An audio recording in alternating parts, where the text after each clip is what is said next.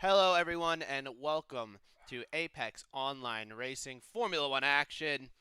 We are here for round number 2 in Yas Marina Bay in Singapore for the PC F1 Championship. Alongside me today, once again, is Benikage.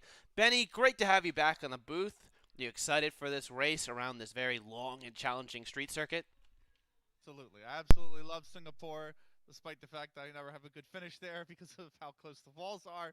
I'm sure some of the drivers share the same sentiment. So it's going to be a difficult race. The track very difficult, but nonetheless, a really interesting result, a really cool result, if you will, in Austria at the A1 ring last weekend. F1 racer, of course, you remember taking the top spot there, and really interested to see how results pan out for this round two because it's like night and day, Fizzy. The tracks are completely not like each other in any aspect, way, shape, or form. You are absolutely right. Last week we saw a ton of action around the Red Bull Ring, an absolutely phenomenal finish. We had a little bit of rain even coming in to spice things up with 3 laps to go, and we saw the Ferrari F1 racer taking the win. Speaking of the results, F1 racers are current championship leader with 25 points, winning the race in dramatic fashion, barely holding off Jan Faler to take the checkered flag. Persigili, who had a really good first stint in the race, came home on the podium third after some last lap chaos around him. Galaxy only managed to come home in fourth after receiving a little bit of damage from Matty29, who finished all the way down ninth. Kev Genetics in fifth, Rivershawn sixth, Maestro Hoffy in seventh, Armate in eighth, Matty 29th and ninth, and our Brazilian rookie, the CDR Lucas 070K, rounded out our points paying positions. Now, one thing we saw, Benny, last week, uh, we saw a lot of shuffling. You know, we saw our pole sitter, Gelbman, who got off to a great start, losing it all on his own at right before the end of lap 1. That kind of carnage kind of brought about a very hectic race. I'm wondering if we're going to see something like that today. Do we think someone's going to make a mistake early on, or do we think that, people are going to realize how tricky this track is, possibly take that I, into account? I think you are going to see quite a few mistakes, quite a few errors happen around this track. Not because of just the kind of preseason. Maybe you could chalk up the A1 ring events to, a little bit of just shaking off the rust for some players, maybe shaking out a little bit of the early jitters for the start of the season. But this time, Fizzy, this track is extremely challenging. It's extremely tough. It is not high speed, but there are areas where it demands speed to be found, certainly. And unlike the A1 ring, Fizzy, yes, we saw a lot of incidents last weekend, but there's room. You make an accident, or you make a mistake, I should say, at a certain part of the racetrack, you might be able to recover the car. Not so much here in Singapore. This track is built to absolutely punish you in any way, shape, or form that you make an error, even if it's just simply by overdriving the first three turns of the track, really down into shares, and turns 2 through 4. So yeah, I think it's actually going to be quite chaotic. Singapore tends to lead itself to be so, and I think we're in for a really eventful race today. I do agree. I think we are in for a treat today. It should be a very fun race. We're just waiting up for one more driver to join. HD Storm will be driving. Had a little bit of miscommunication. A couple people signing out the last second. Some of its reserves not being able to fill it up. But we will have an almost full grid today. 19 cars, getting everyone in. We want to make sure everyone has a fair shot at it. And Benny, as us both being Americans, it is Happy Daytona 500 Day. And I say that as I see they're about to go green, so I have a little bit of a tribute. I'm going to go ahead and, you know, bring that out when we get to the green flag for our race here. But should be a very fun day. Hopefully we don't see as big of wrecks here at Singapore that they will see around Daytona. Absolutely not. There's no restrictor plates on the F1 cars, so I think we're all right on that aspect there, Fizzymon. But nonetheless, yes, it is the start of the NASCAR season here in America, and a lot of people, NASCAR's either loved or hated, but to me, I mean, who doesn't just love racing in any way, shape, or form, right? So I'm all for it. I'm excited for the Daytona. Shame we're gonna be missing a little bit of it here, commentating, but we're gonna have great action in front of us nonetheless here in terms of AOR's second round, and I don't think we went over the team championship so far there, Fizzy. So why don't we get cracking away at that, shall we? Yes, that is correct. We did not go at it, and I believe we had a lot of shuffling around. If correct me if I am wrong. Obviously, Ferrari got the 25 points from the win. The Red Bull team was actually looking really good. They had a really good qualifying, starting on that second row with Arme and Maddie 29. But Maddie having that spin late in the race cost the Red Bull team some points, and Arme just did not have a great drive at all. But pulling up the championship standings, I'm trying to pull that up on the side here. Is I Ferrari on top? Yeah, yes. Ferrari is going to lead 25 points, like you said. Haas is on 19 points, actually, in second place, so just 6 points back. But they were also just a single point ahead of third and fourth, which is going to be Mercedes and McLaren, pretty much level, as Alfa Romeo takes up fifth spot, just 3 back from those 2 tied Mercedes McLaren cars. They got 15 points in fifth.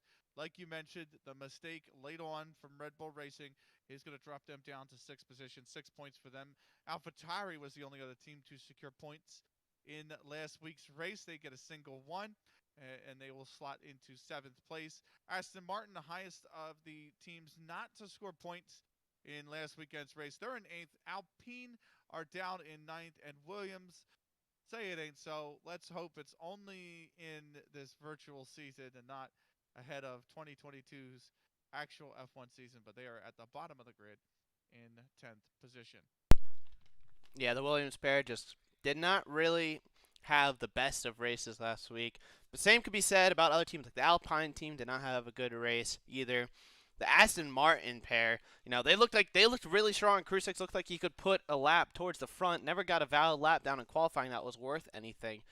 And his teammate Gelbon, who did put it on pole, unfortunately spun off. So there definitely are a few teams that can do a little bit better, and I think we'll see that this time around. I mean, this track will really bring out the best and the worst in everyone. So we'll have to wait and see what Singapore brings. Still waiting on it. Looks like one more driver going to be starting any moment. We do apologize for the delay, but we're going to take this time to thank our sponsors. First off, thank you to our sponsor, SimSok.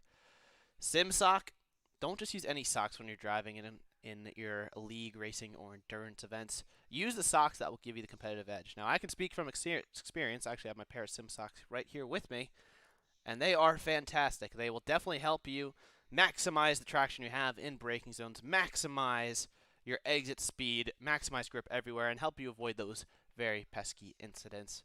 SimSok, go check them out today at simsok.com.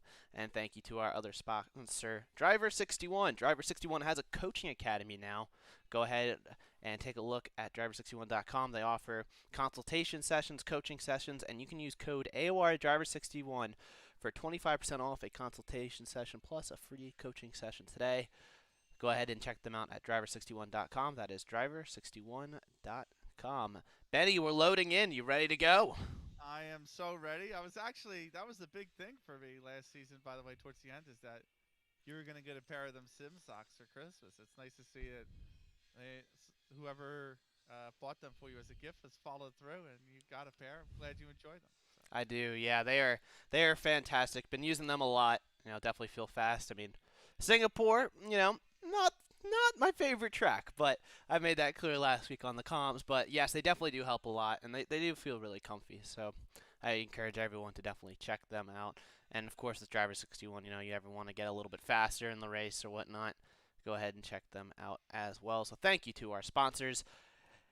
And I'm sure the drivers are not saying thank you to this weather. It is pouring down in Yas Marina Bay. Saturated. It is so saturated. What an absolute the puddles are in the pit lane. That's how bad it is. So wet conditions for the race. It's not your favorite track, Fizzy, but we're not going to have this Singapore hate here. Okay, that's blasphemous. No, we will not. I personally really enjoy this track. I think it's one of the better street circuits that we have, despite the fact that I will clamber into the wall at some point in time. It's just the nature of the beast that is Singapore. It's like Monaco in that sense almost, right? I remember the old F1 games of old, my friend. I'm yes. talking like 2010, 2011. Nobody escaped Monaco without a lost wing or two. Yeah, no, this track is a beast in its own right, and you have to respect the giant. Interestingly enough, Jared just popped on the inners. We're gonna keep an eye on the drivers with what tires they decide to go out on, because right now, well, right now my game volume is not there. There we go. We got a little bit left. We can keep an eye on the tire compounds. Not sure if it's going to lighten up here, get worse even. Who knows? But the first couple cars out on track are R8 and Galaxy. We'll see what kind of pace we can get around here. But yeah, Singapore, it is a very challenging, very tricky track. It is a very nice and flowy track. It's hard, and I think that's what makes it such a good track. But the downside about Singapore as well, it is a 31-lap race. These are longer lap times, so these drivers better be ready because it's going to be a fun one. Now, Benny, we don't have the weather forecast. Do we think it's going to be dry in the race and that people are having to do these qualifying runs on dry setups? I don't know. That would be very interesting. I guess we'll find out, but that would be really interesting. That's always the pain of when you have a wet qualifying session and it's not followed up by a wet race. Is having to do the qualifying session on a dry setup essentially, right? So we'll be looking to see off the back of it if these cars are a little loose, you know, sliding around some of these higher speed areas. Remember, it's Sector 1 that really requires a lot of the high speed downforce, right? And then as you get into even Sector 2 a little bit, right? Because there are two kind of mini straights in Sector 2 on the way down to the Singapore Sling and then coming out of the Singapore Sling really as well. But Sector 3 requires that real technical kind of ability in this track. Really a lot more demand on the tires, the actual grip from the tires themselves as opposed to the aerodynamics. So it's part of what makes, in my opinion, Singapore such a fantastic racetrack. As Galaxy is about to cross the line here to start his flying lap. He showed a little bit of understeer to me in his out lap, but of course he's not going full throttle. Now he will be as he crosses the line and he starts his flying lap. Interestingly enough, to your point though, Fizzy, Jared is on the inters. He is going to go on the inters. I guess we'll have to see what kind of move it is, but you can just see riding on board here with Galaxy, you can see how much he is having to fight that car. Goes very deep into the corner onto the back straight, and you gotta wonder, you know, drivers can't use DRS here, but you gotta wonder just how slippery it is out there. And you also have those little bit of tunnel sections where there's gonna be no water. Hopefully drivers don't lose it there. We saw a quick little yellow flag being waved at the start of Sector 3. That was one of the McLarens went off into the runoff, but keeping an eye on Galaxy here. He's keeping it clean so far through the middle sector of the lap, but now we're coming through the old Singapore Sling section of the track. It's become a little bit more high speed of a section. You can carry some decent speed through the left-hander here, but then it's a very slow right-hander, especially in the wet. He's not using all of the track, trying to keep it clean and actually get a lap down first, so Galaxy really being smart here with how he goes about it. Goes all the way down in first gear for the hairpin. Coming out of it, though, short shifting all the way up into fifth gear. Got the power down, blasting off, braking right around the 100. Nice and early for these conditions. Exit of the corner, looking good. Short shifting once again. He's really struggling for traction. You can see how much he's short shifting, but it's just so wet out on track. Now here we go through this tricky third sector. He's going to go underneath a little bit of a bridge here, so it'll be a dry track underneath. Hopefully he can keep it nice and tidy. Does keep it nice and tidy. Back onto the water. He's only got 3 corners to go. Uses the apex curb and through one and through the penultimate one as well. 1 corner to go. Well, technically, I guess you call this 2 corners. I think this is more of 1 corner because you're just going to keep turning, never going to open up the steering tool on exit, and that's a 1:56.286 for Galaxy. That'll be the initial benchmark we have for this session. Yeah, not the worst lap, but certainly there's time there to improve. I would say. We'll see if that's the case, and right away it is. His teammate in the Haas, Maestro Hoffy, has gone on and picked up a 10.5 over his teammate. Now it's Lucas who crosses the line. He goes quick as it's a 55.2 as well. It's almost a full second quicker than previously in the field. So nicely done by him as we got, I believe it is that Persigeli? Persigeli. Persigeli, thank you, yes. Coming up into this third section of the Alfa Romeo. Nicely done. Nobody's been able to pip Lucas, though. Half second back is up on Racer, your race winner last weekend. Persigeli really loose. I think you're right. I think what you said initially looks to be correct, is that these might seem to be dry setups because these cars are a little loose. Persigeli, by the way, just 600ths off that pole position time. Lucas, nicely done. But the point I was going to make here, Fizzy, is that you saw the short shifting coming in from Galaxy, right? And I thought maybe he's short shifting so much because it is a dry setup as opposed to a wet one. And I see this Alfa Romeo Persigili really dancing around the racetrack through these corners. I'm thinking that maybe we are seeing dry conditions for the race. Yes, and we also have our first retirement. Our mate went straight off into the walls, into the safer barrier at the start of Sector 3. His nose completely destroyed. Looks like he probably locked up, went a little bit too deep. And his qualifying is over. The Red Bull driver will not start higher than 10th. He's 1.7 seconds off of pole position, which is a pretty good benchmark so far. Lucas, the Brazilian, currently on a very, very good lap right now. Improving a little bit, but can he beat that 55.2 that he set? We'll have to wait and see. Persigili, though, almost pipping that time with also a 153. But Maestro Hoffy does go quicker with a 154.8. Question is, does Lucas have an answer? I don't think he does this time around, so correct me if I am wrong. We're also going to do a restart for the lobby for the actual race session to prevent any desync. The race will be dry, so that is good news for some of these drivers. A lot of yellow flags. You can see there's Dominic spinning off, it looks like, who actually went up into 5th. So Dominic also jumping up the leaderboard. And F1 Racer is now on the front row in 2nd, but Mr. Hoffy in the Haas leading the way. Behind him, Matty 29 trying to see if he can jump up the board. No, he's only going to put down a provisional time, not too fast. But it does look like it's not raining as heavy as it started. It looks like it's the rain's lighting up, so maybe the Inters come into play more. You can see Mulchian and Faler, who have yet to set times, by the way, are just waiting it out a little bit more. They've gone for the intermediate tires. I still see a lot of puddles everywhere on this racetrack, though.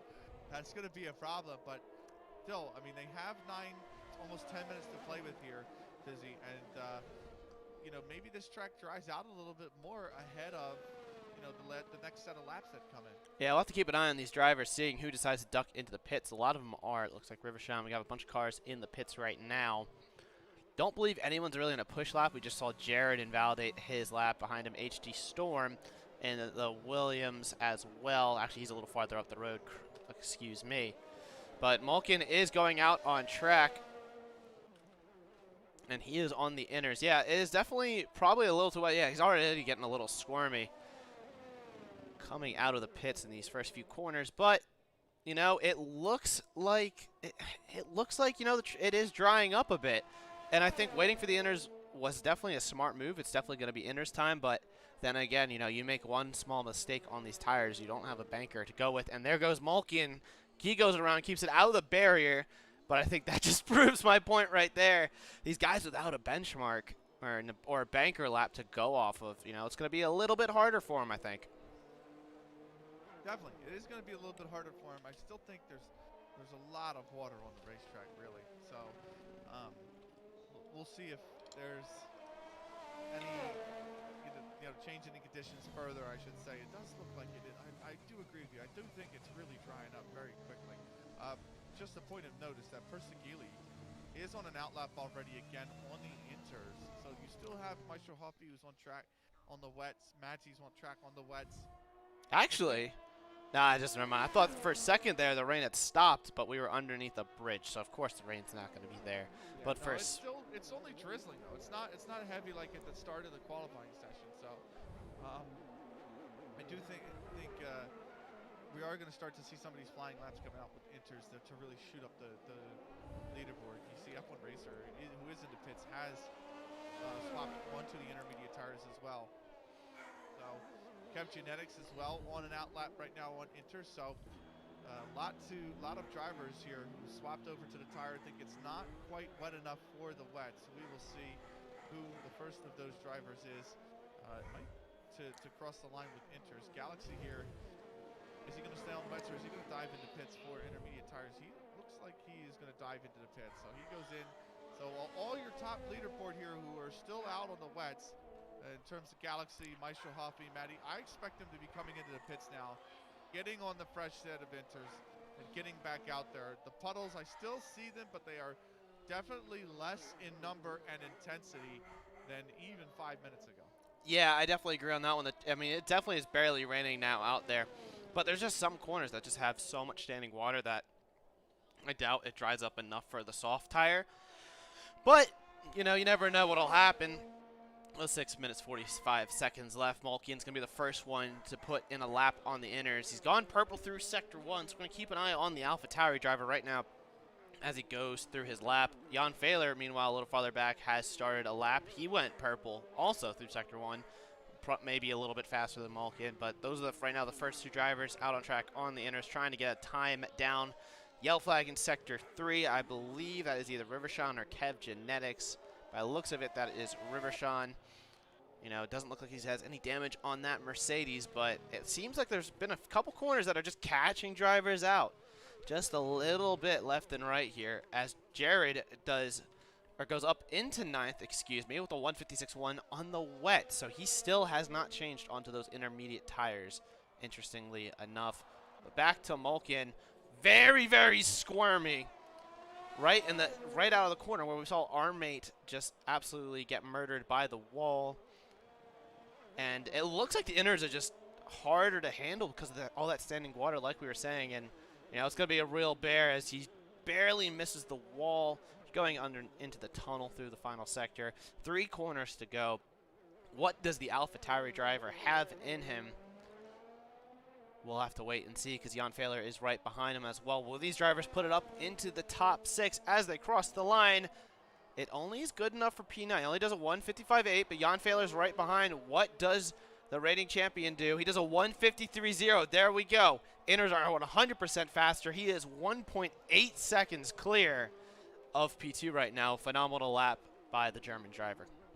Absolutely. Malkian just having 2 corners where he got really loose on the way out of it, lost a ton of time, but it is intermediate time, certainly. I'm seeing the puddles less and less and less every single time, but it's Persegili who comes across the line and has managed to put that on pole. He is 2/10 quicker than the reigning champion of Jan Faler, and it is the Alfa Romeo right now who's got the top spot on the grid. His teammate, by the way, at Sky is just down to 30, just gets tipped down to 4th as Kev Genetics crosses the line to upset the Alfa Romeo podium, the double podium potential, at least here at the start of qualifying. It's the Mercedes and Kev that picks up P3, but he's still a second slower than our pole sitter right now, and Persegili.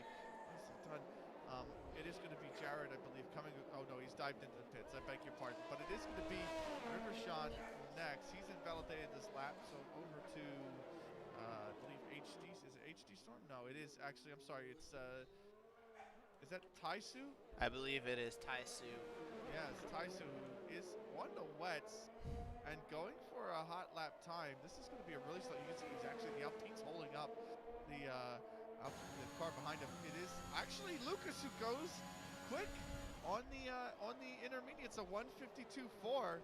That's a big shock because Lucas, I believe, was the car right behind this Alpine who's on the wet. So the question, as F1 racer, does go quickest by 2/10, but the question now, Fizzy, is Lucas, how much time did he lose being stuck behind Taisu, who was on the wet? Says Faler now 2/10 flat quicker than F1 racer. I think the track is going to get faster. It's going to be whoever puts in the last lap time is going to be on pole position. Lucas definitely lost a ton of time through those final 3 corners being stuck behind Taisu. He was, look at that, almost 4.5 seconds slower than him. And, you know, you're falling behind someone who's 4.5 seconds slower than you. You're going to lose a chunk of time. As Persegili does a 151.6. This track is drying out. Does anyone risk it for the biscuit and go on the softs? It's lightly drizzling. There is a dry line forming in some spots, but do we think someone decides to risk it all? It's going to be tricky. It's a very long lap here, because if you're going to have to leave the pits, you have to leave them now. But we have a yellow flag through Sector 1's cars. Leave the pits, and everyone, it looks like everyone's going to be stuck on their tires. Malkian, though, does retire from the session. He's into the barrier at the Singapore Sling. So he will start no higher than 8th. And our mate, who had that early retirement, all the way down in 17th. So I'm sure the Red Bull team not too thrilled about that. We have another spinner. It's the other AlphaTauri. Lucas was round. He's going to back off, let his tires cool off a little bit. He's got enough time to make one more run, but if you're in the pits right now, you do not have enough time, but that is both of the retired cars. So, one last set of runs to go. We have an Alpine actually diving into the pits. Tisu is going to end his session down in 18th. F1 Racer goes quickest with a 151.0. The Borner goes up third and immediately gets pipped by Maestro Hoffy. These times are coming down. Lucas begins his final lap. Faler, meanwhile, through Sector 3. The German's going to have enough time to do one more lap after this one. But let's see what he can do. 1:25 left in the session. Can the German put it once again on pole position, which keeps shuffling around? Faler crosses the line. He did not improve on that attempt. Not sure if it was invalid or not, but Dominic behind him, a 1:51.5. The times are dropping. Next up becomes the two Alfa Romeos. Persegili first. He's on 2 lap-old inners, so he's been out there for a little bit. Still putting in a good time, but did not improve there. Sky Kartoffel does go up into 7th with the 52.2. And Virtual Nico jumps up into 6th behind him. We got one of the Mercedes drivers coming through. That is Kev Genetics. Kev jumps up into 4th with a 1:51.4. Barely unable to beat the McLaren in front of him, the Borner. And now things are getting very interesting. Gelbevand, our pole sitter last week, what does he come across the line? He invalidated his lap. We got 30 seconds to go. Not sure if Rivershawn's going to get to the line in time to have one more lap, but he's going to be the last driver that will have that opportunity. No way the Haas and the Ferrari in Sector 3 get there. Maestro Hoffy goes purple through Sector 2. Galaxy's on an invalid lap. He's got 14 seconds to go. I don't think he's going to make it to the line in time. His session should be over here. It's going to be a hard break for the Haas driver. Behind him, though, we do have an Alfa Romeo off in Sector 2, but we're going to keep an eye on it now. F1 Racer is behind Galaxy. He is on a valid lap. Does the Ferrari driver extend his advantage at the top? He goes to a 150.8. He's got half a second. But what happens around him? The Borner goes up onto the front row. Maestro Hoffy pips the German driver for the front row. Lucas only can go P4 for the Brazilian. Next up is Jan Faler. Faler already down in 9th position. We saw him not improve on the last lap. Will that have cost him? Stay tuned. But that wall hit was huge coming out of the penultimate corner. And Jan Faler surely lost a lot of momentum there. He's going to cross the line. But he goes pole. He hits the wall, keeps his car going. He's currently on pole position. Can anyone topple the champion? We'll have to wait and see. It looks like we have Sky Kartoffel hasn't validated. What does Persegili do? Persegili puts it on pole position. What about Gelbevand and Nico? Is that Nico coming up next? That is Nico. What does Virtual Nico do? He goes up into 7th position. Jared puts it up into 9th on one of his first laps on the intermediate tires. Next up, looks like we have Matty29, who didn't have a great result last week. He's currently struggling down in 14th, stuck behind a Williams. Matty goes up into 4th, though. How about that lap for the Red Bull driver? And it looks like Gelbevand only managed P12, and not much time's left to go. Rivershawn still has to cross the line, and so does Taisu. I believe Taisu's clock is messed up, so we're going to have to tell him to retire manually. Rivershawn is the last driver to go on a lap. And what does the Mercedes driver do? He does a 152.5. He stays P14. Oh, Matty, so unfortunate for him. He's less than a 10th off the pole position, but he got stuck behind HD Storm in front of him, who you can see the time of HD Storm 3.7 seconds slower than the rest of the field. So, you know, the question begs is, if Matty had not caught up to that Williams, or not affected by that Williams, could he have a shot at pole position? He's only a 10th off, really. But really tight times around here. A long track like Singapore, Fizzy, you don't expect the times to be so, you know, close, I guess you could say, because there's just so many different areas with which you could gain or lose time over a competitor. And we've got 4 cars within a 10th of each other here to start the race. Yes, it is going to be a fantastic race. It's going to be a dry race. We're going to have to reset the lobby.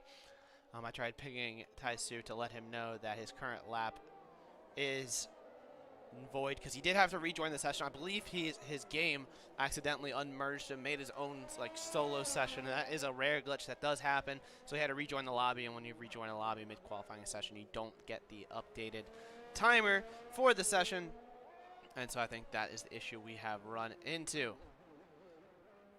And it also shows Nicholas Latifi in our race, but, well, obviously the Williams driver is not actually driving here. We're waiting for the call to restart the lobby right now. He's jolly old Saint Nick. What's up, Saint Nick?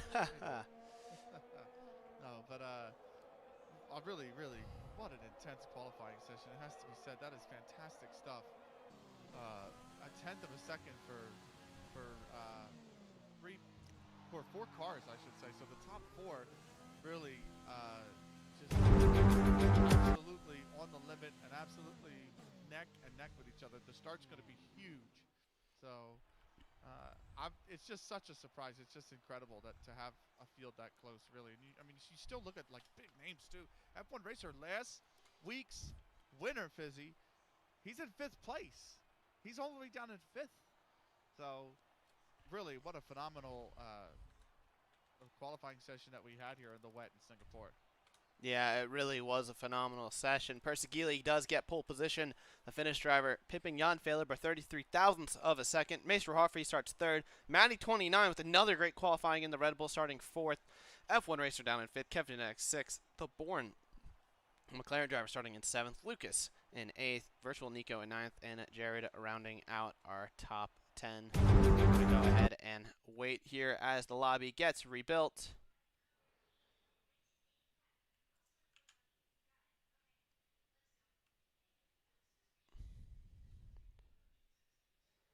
So we're just waiting for the call to make the new lobby. But yeah, should be a very interesting race. Should be a really interesting race.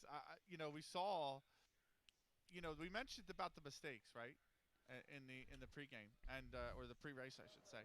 And it was one of those things where it almost cost Jan Faler. I mean, maybe it did. You can see maybe that if he had a little bit more, he could have found a little bit more time, I should say.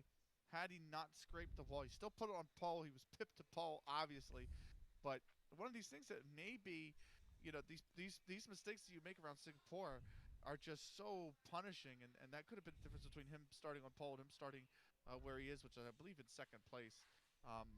But nonetheless, it should be really a fascinating race. Turn 1 is usually very sloppy to begin with, and I can only imagine what it's going to be like with the cars this close to each other in terms of the qualifying session, or at the qualifying session, looking at the pace of these cars and how close together they are. So really, I'm looking forward to the start of this race, and really, if you're somebody like F1 racer, you're back there at 5th, you're really hoping there's no turn 1 shenanigans, because you're usually in prime position to be caught up in one of them. Yeah, it's going to be a very interesting start. At least we know the weather will be dry. Jan Faler has determined that we will be sticking with the dry race after that qualifying. It should be definitely a very, very fun race to watch. It's going to be a long one, like we said. 31 laps. It's never going to be easy. But we wait for the invites to go back out from Jan Faler. And yeah, it should be a pretty exciting one to see.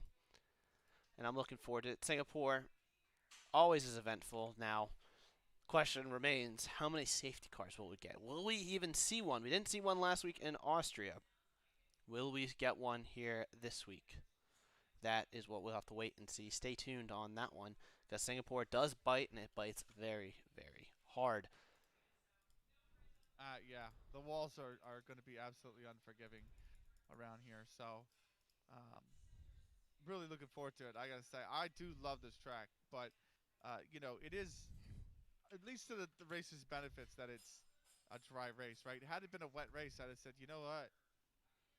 We might be in for a few safety cars here, Fizzymon. This might be one of the longer races you and I commentate, but instead, dry race should be a little bit more to the advantage of these drivers, and we'll see if they can. Although I'm a little bit concerned about how twitchy some of these cars were in the wet session, right? So you kind of worry about how loose some of these cars are going to look in the wet as compared to the dry. But that's obviously to be decided. I think it's still a track that there are, even though you have areas like the Singapore Sling that has been kind of removed, the old chicane, I do miss it, but it's better not the F1 cars are better on the ground than in the air. Still, it is despite that fact that it's gone. It still is a track that really has some areas that are going to put such a heavy load on tires that um, you could see the back ends really starting to try and step out from these vehicles. Yeah, it's going to be an interesting one indeed.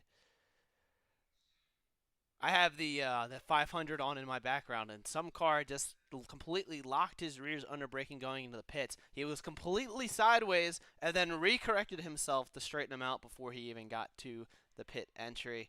That was very impressive. I hope, for everyone's sake, they don't lock the rears and spin them because there is absolutely no room to save your car here in the Singapore pit lane. Oh man, this is going to be a fun one. I do think it will be a good race here. I just realized I don't have a track map, so this whole time I was thinking to myself, Yeah, I was like, it's this corner, one that of these corner. tracks where it's like starting to get corner names because it's been around for a little while, but it's not got corner names forever. It's not like a Spa or a Silverstone or anything like that, right? So or a Yes. Monza. Although quite frankly, Monza has so few turns if you can't name them. Yes, You know what I mean? But still, yes, Monza is a pretty easy one. I'm going to resend you your invite. I'm also going to step away momentarily, take a quick little restroom break as Jan Faler gets the grid ready to go. We'll be right back, and don't go anywhere because this race is about to get spicy.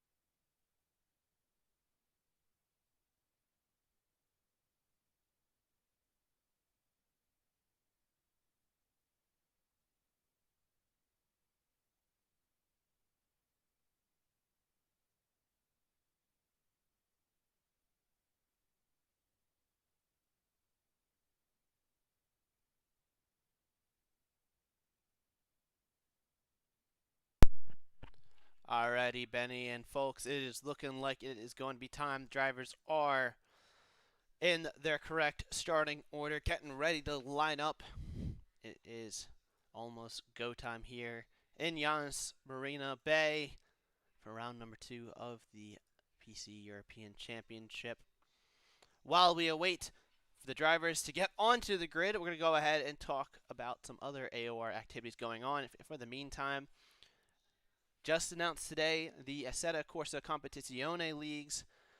Their Season 9 season has mid-season signups that just opened up.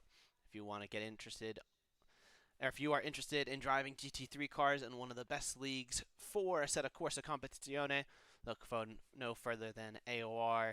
Signups have opened for the mid-season, and go ahead and sign up because there are only limited spots available. Also, that has opened up for the ACC leagues is the Endurance Championship Season 2. Signups are still open for another 5 days for that, and you might find a little surprise in seeing Benny and I in the booth for that one as well. So go ahead, if you're looking to do some nice long endurance races in the GT3s, go ahead, sign on up. You got 5 days and 3 hours left to do so. absolutely fantastic. You want to see that? You love those endurance races. Watch them all the time. Can't wait to actually be a part of them. As can't wait to be a part of this race as well. Dry conditions. You see the dry tires in the pits. No more rain. No more puddles. Rain has certainly gone away. And we are almost ready to start here around Singapore. It's going to be a fantastic race, Fizzy. I think it's going to be absolute pure chaos. I'm so looking forward to it. But I got to ask, if you had to tip one driver as the favorite that you think is going to come away with the victory here in Singapore, who would you, out of this field, pick? I'm going to have to go with our defending champion, Jan Faler. He's definitely been in a very good run of form. Unfortunately, was not able to beat F1 Racer last week, but he's starting on the front row this week. He's not on a reversed or different strategy that we know of. Now, everyone has a free choice tire for this race since it was a wet qualifying for a dry race.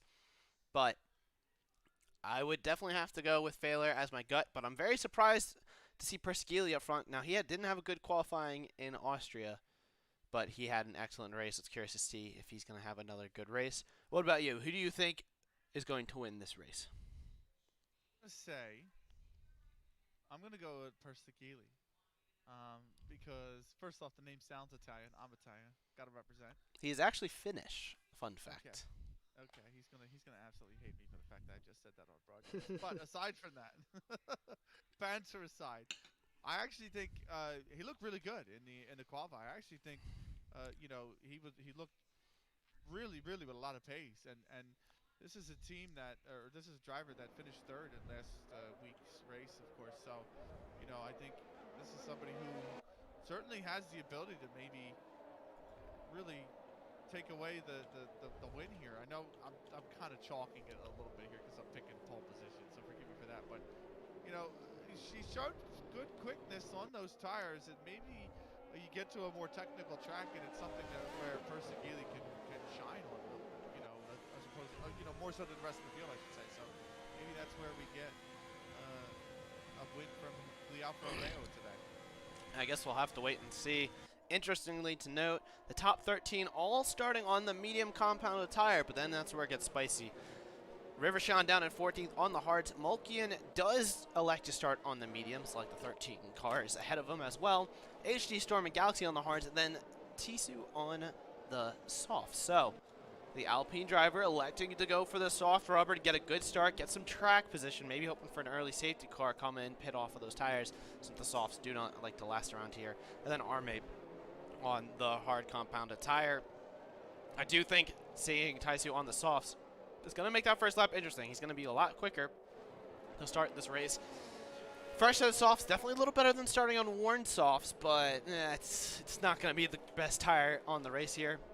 Yeah, I'm not a fan of softs around this track. I mean, they are good, don't get me wrong. Softs are great compared to any other tire, but it's just the fact that they're just going to get shredded with this street circuit, I think. So, I think, Tyson, he's going to be really quick, especially considering he's got hard compounds around him to start, as opposed to the mediums, who was 3 positions away, and Mulchian. I think, Tyson could eat those hard tire runners up very early, but I just feel like you're just setting yourself up for additional pit stops that you don't want to make. Well, here's what you could be planning for. If you think about it, get an early safety car, starting on the softs, get a couple free positions because you have the tire advantage. You get that safety car. You could pit off of them like you would like you're going to pit anyways. Except when you pit off of them, you would have your opportunity to put on the hards, go long, possibly go to the end, because everyone around you could be pitting as well. So we'll have to wait and see. The game recommends a 2-stop or a 1-stop. If you're starting on the mediums, you're probably going to go to anywhere between, I'd say, lap 10 to lap 14 at the latest should be the pit window for the medium tires starting on the hards. Probably try to go to about anywhere between lap 16 and lap 20 before you strap on a set of medium tires. If you're going to go longer, yeah, you could go hard and soft if you wanted, but it might not be ideal. Either way, the drivers are lining up on the grid. Armate rolling up as well as we get ready to go green here in Yas Marina Bay. Drivers waiting up. We're waiting here for the flag. For the marshal in the back to tell us that it is safe to go. The lights are on.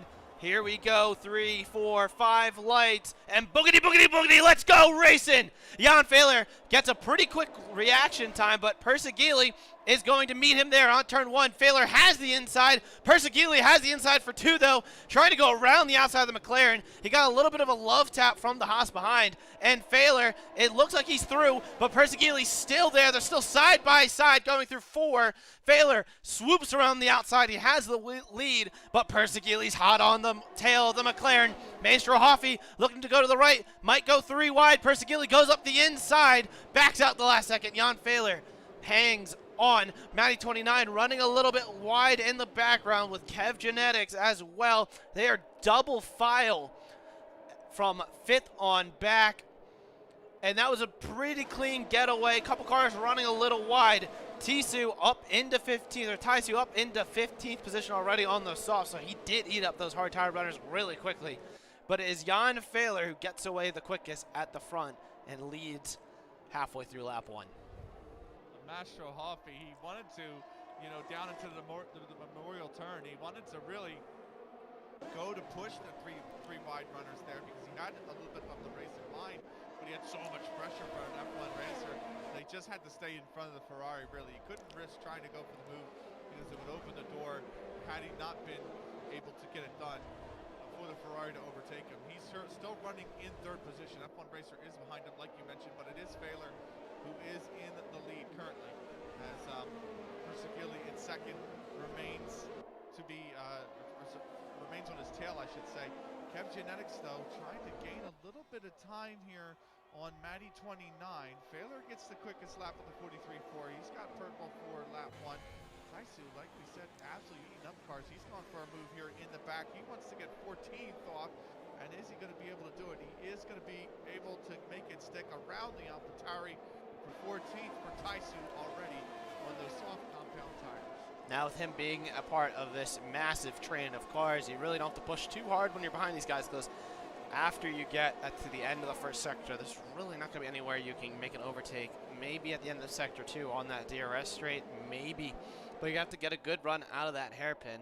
And it's not an easy place to overtake. It's not going to be somewhere you're going to do it. So really, if you're in the Alpine right now, you got to think, all right, just got to sit back, capitalize off of mistakes, use the right rubber to get close up to guys and make an overtake when I can. I mean, he can't wait too long, of course, but, he should not have to try to force any moves here. Relatively stationary. We're going to keep an eye on him, though, because he's probably one of our biggest moves right now and right on board with him. He was really quick. He's kind of pushing Sky Kartoffel through some of these corners, but there's just nowhere to go for a move. The straights are just not long enough. And it's going to make it for a pretty rough race. A little in the background, you got HC Storm and R-Mate battling it out for 18th position. R-Mate putting a lot of pressure on the Williams driver as the field does start to fan out. We are about to start lap 3 as Jan Faler comes through turns 22 and 23. He does a 1:39.3. That pace is blistering quick on the mediums, but DRS is now enabled. Persigili has it. Maestro Hoffy kind of flirting out of range. Does he stay within DRS range? Coming out of 3. That will be, let's see. Looks like he might not have gotten DRS there. The Maestro Hoffy already without DRS here on lap number 3. That is a huge swing. He needs to get back in DRS range, or else the top 2 are just going to pull away. He's going to fall into the clutches of F1 Racer. Already here on lap 3 out of 31. Big decisions are being made. Big things are happening, as you do not want to lose DRS from the leaders. In the back, R-Mate trying to make the move on HD Storm, and he is looking like he's finally able to get around the Williams of HD Storm. So R-Mate up at the 18th position, nicely done by him, but it took him quite a while. He's 2.6 back, so not only does he have to try and chase down Rivershawn in front of him, another hard compound runner, he's got to try and break this toe from HD Storm and get out of the DRS zone, which HD Storm is going to have coming out of, I should say, turn 13 down to Connaught. So we'll see if R-Mate could at least try and pull away from HD Storm. Still, elsewhere on the grid, Kev Genetics, who was pressuring Matty 29, he got within 3/10. He's now half seconds slower than that, or at least half seconds further back than that. He's now 8/10 back. And then over in 12th, Gelbawan, this Aston Martin really sticking with his Alpine in front of him, and Dominic. It's been about 4/10 the gap, but the Aston Martin has not been able to find just enough of a difference to really get up on the tail box of Dominic. He's trying to claw him in. We'll see if he can do just that. Meanwhile, back up at the front here, Fizzy, Persigili is 6/10 This time, last lap, it was 8 tenths coming down towards the Memorial corner. This time, it was 6 tenths on the start down that straight. It was within a half second. We got a yellow flag. It looks like we've got a car around. It's Taisu.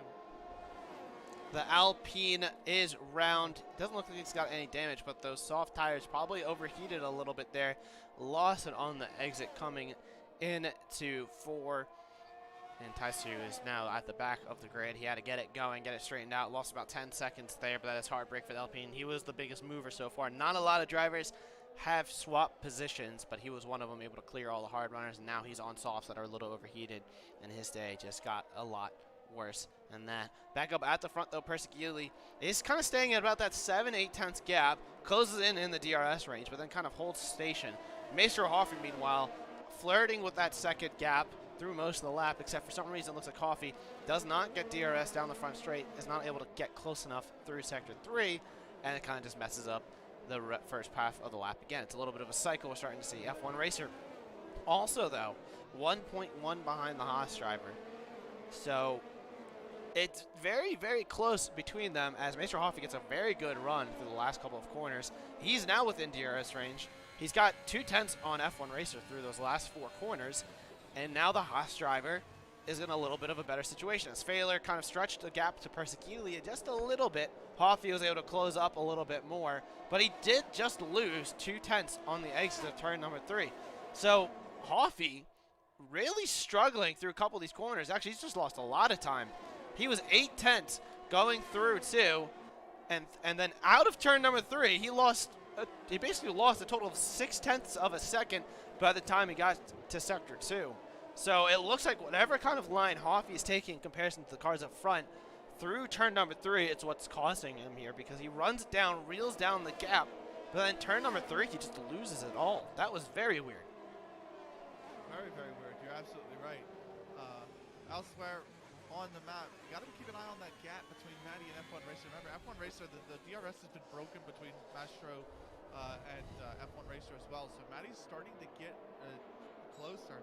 But I'll tell you who has actually started to get closer, and that is Galbawan. The Aston Martin finally managing to reel in this Alpine a little bit. He's got DRS. He was down to 2 tenths of a second previously as well on the run down to Memorial Corner. So Galbawan here starting to really feel out if he can make a move on Dominic. He's going to start to feel that he can get it done. Dominic gets a 3-second time penalty as well. That's only going to help Galbawan push on to try and get past him on track because he wants to see if he can have a go on Jarrett, who is only 6 tenths of a second ahead of that Alpine. So we'll see if Galbawan can get the move done. They're going to move up here towards the first of the DRS zones here in the front straight as they're going to get DRS. They're both going down to Sayres, but not able. It's just too short of a runway there, Fizzy. It really is just really short straight. Running a little wide there is Galbawan. He wants to see, he's got to see if he can get this done here. He's coming up on Memorial Corner, or the straight prior to. He's going to have DRS. They both are, but can he get a move done? We'll have to ride on board with Galbawan. The straight's just not long enough. It's you know, it's not too short. You know, it's not like some of these other tracks. It is the longest straight on the track. Yeah, it's the longest straight, and then you can't even get up into 8th gear on it if you don't have DRS, you don't use that battery power. So that being said, you know, cars are still accelerating. It's just so hard to really benefit off of the slipstream if you're not at that top speed at all. And as you can see, Galbawan, he's the 3rd car in a DRS train. That's got to be the worst spot to go. But Dominic loses the rear end, slaps the wall, and Galbawan's going to have the position. Does Dominic have any damage? Hard to tell. He might have a little bit of side tot damage. So that front end plate is off the vehicle. So the Alpine surely is going to have to come into the pits, get that change, and the Alpine team once again not going to have a good race. You know, one driver down in 19th, the other one with a broken wing. We do have a time penalty for the Borner, 3 seconds for corner cutting, and he, as soon as we switch to him, just absolutely huge tank slapper coming out of 19 as now they get to the front stretch. You can see at the front, Faler has broken DRS on Persigili, starting to stretch his gap up the front. Persigili then has 1.6 to Maestro Hoffman, F1 Racer 1.9 behind there as Dominic dives into the pit lane to change that front wing and get off of those medium tires for what I would assume is a fresh set of hard tires.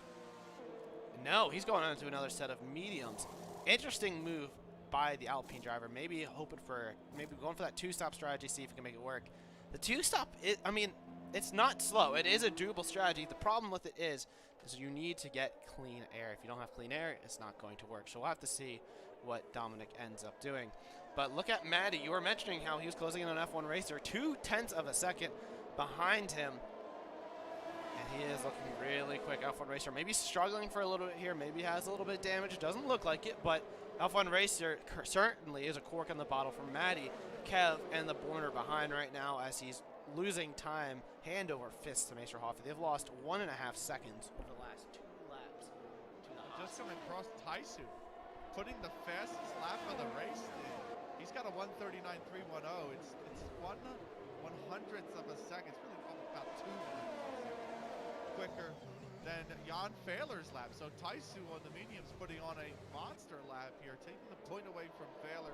But it is a really heated battle between 5th all the way down to 7th. Maddie getting closer to F1 Racer, but Kev Genetics as well was under a little bit of pressure of the Borner. Borner looked towards the outside of one of the turns in Sector 2. He wasn't able to get the pass done. Just slotted right back in behind Kev Genetics. But Kev Genetics here is also struggling to try and keep this pressure from the Borner off. And so really, there are other cars as well. Lucas and Nico maybe looking for more, maybe looking to clean up the pieces here. Should one of these duels go awry for one of these cars in front of them, as Maddie is now going to be on the run down to the Memorial Corner. He's got DRS, he's got F1 Racer, and he only had 0.4 behind him. He could go for the move down to this corner here. He is going to go towards the inside, and there's not much that F1 Racer can do. Oh, he runs deep. He runs way too deep, and that's going to give the position back to the F1 Racer. Now look at the pressure from behind. The Merc and the McLaren both right on the tailbone of this Red Bull. So Maddie had it for a brief second, but as quick as it came, it left. He ran deep, and F1 Racer able to get the position back off. It's funny you said there's nothing he can do. There is something he can do, and that is hope that Maddie makes a mistake and capitalize off of it. And that is exactly what we just saw happen. F1 Racer hanging on to 4th position. I mean, he's losing time to his rivals up ahead, but, you know, it's looking like he doesn't have the outright pace that the top 3 have at this stage. And so he's doing some very good damage controls, corking the bottle for the rest of the field. Actually, no, sorry. He's just corking the bottle from 4th down to 9th position right now. Jared down in 10th has Gelbovan for company as well behind. So both Ferraris feeling a lot of pressure from the drivers behind here on lap number 8. Now lap number 9 as Faler crosses the line once more.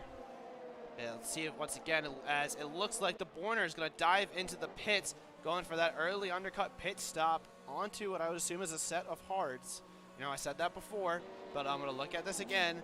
That is a set of hard tires, so he has fulfilled his mandatory pit stop requirement, and he is off and driving once again. Taking a look at the tire compounds being used.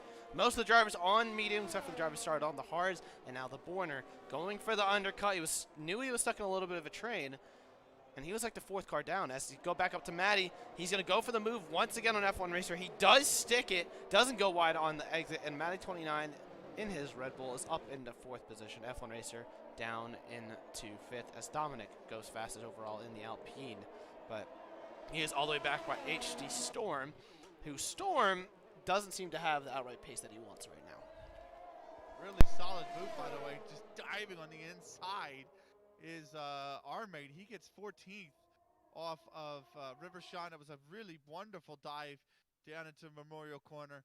As it's going to be probably the spot that we see the most overtakes, as Dominic gets by HD Storm as well for P17. So some passing and position swapping in the back. Meanwhile, up towards the front, the closest race here, it's still a pretty tight train, but Nico here having a look towards Lucas. You also got Gelbovan, who seems to be closing in on Jared. Jared does not have DRS, unlike this battle for 7th position, where Lucas does, because he's still only 7/10 off of the gearbox of Kev Genetics. Meanwhile, F1 Racer, Maddie's in the pits. Maddie has gone into the pits for his pit stop, and he's looking like he's going to go onto the hard compound tire as well. Right behind him looks to be Kev Genetics. He is also going to go on the hard compound tires. So pit stops for Matty and Kev.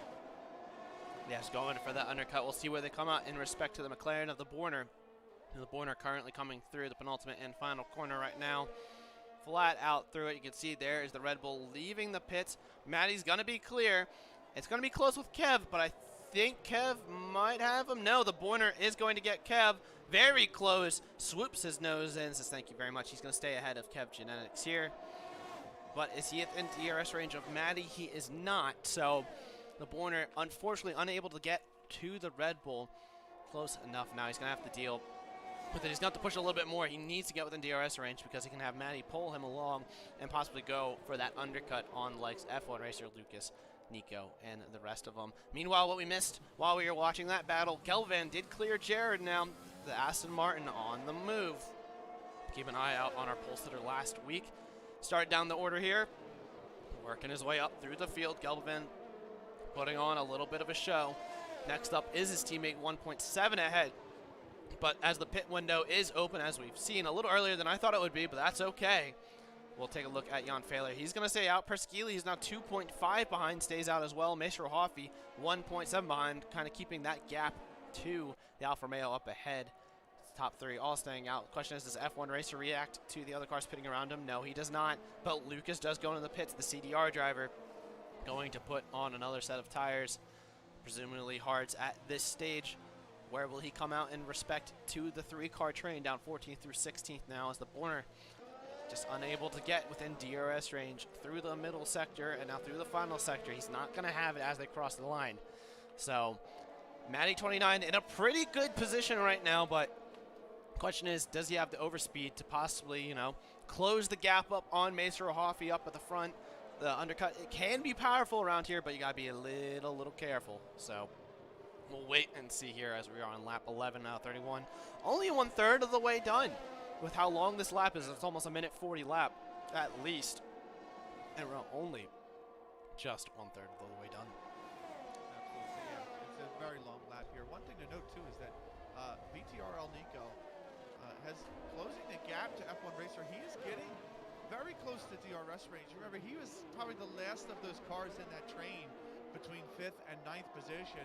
And now these cars that wanted to go onto the hards to undercut, Nico here had to take this DRS and just pull himself further along and try and get out from this undercut that maybe the rest of the train has gone on.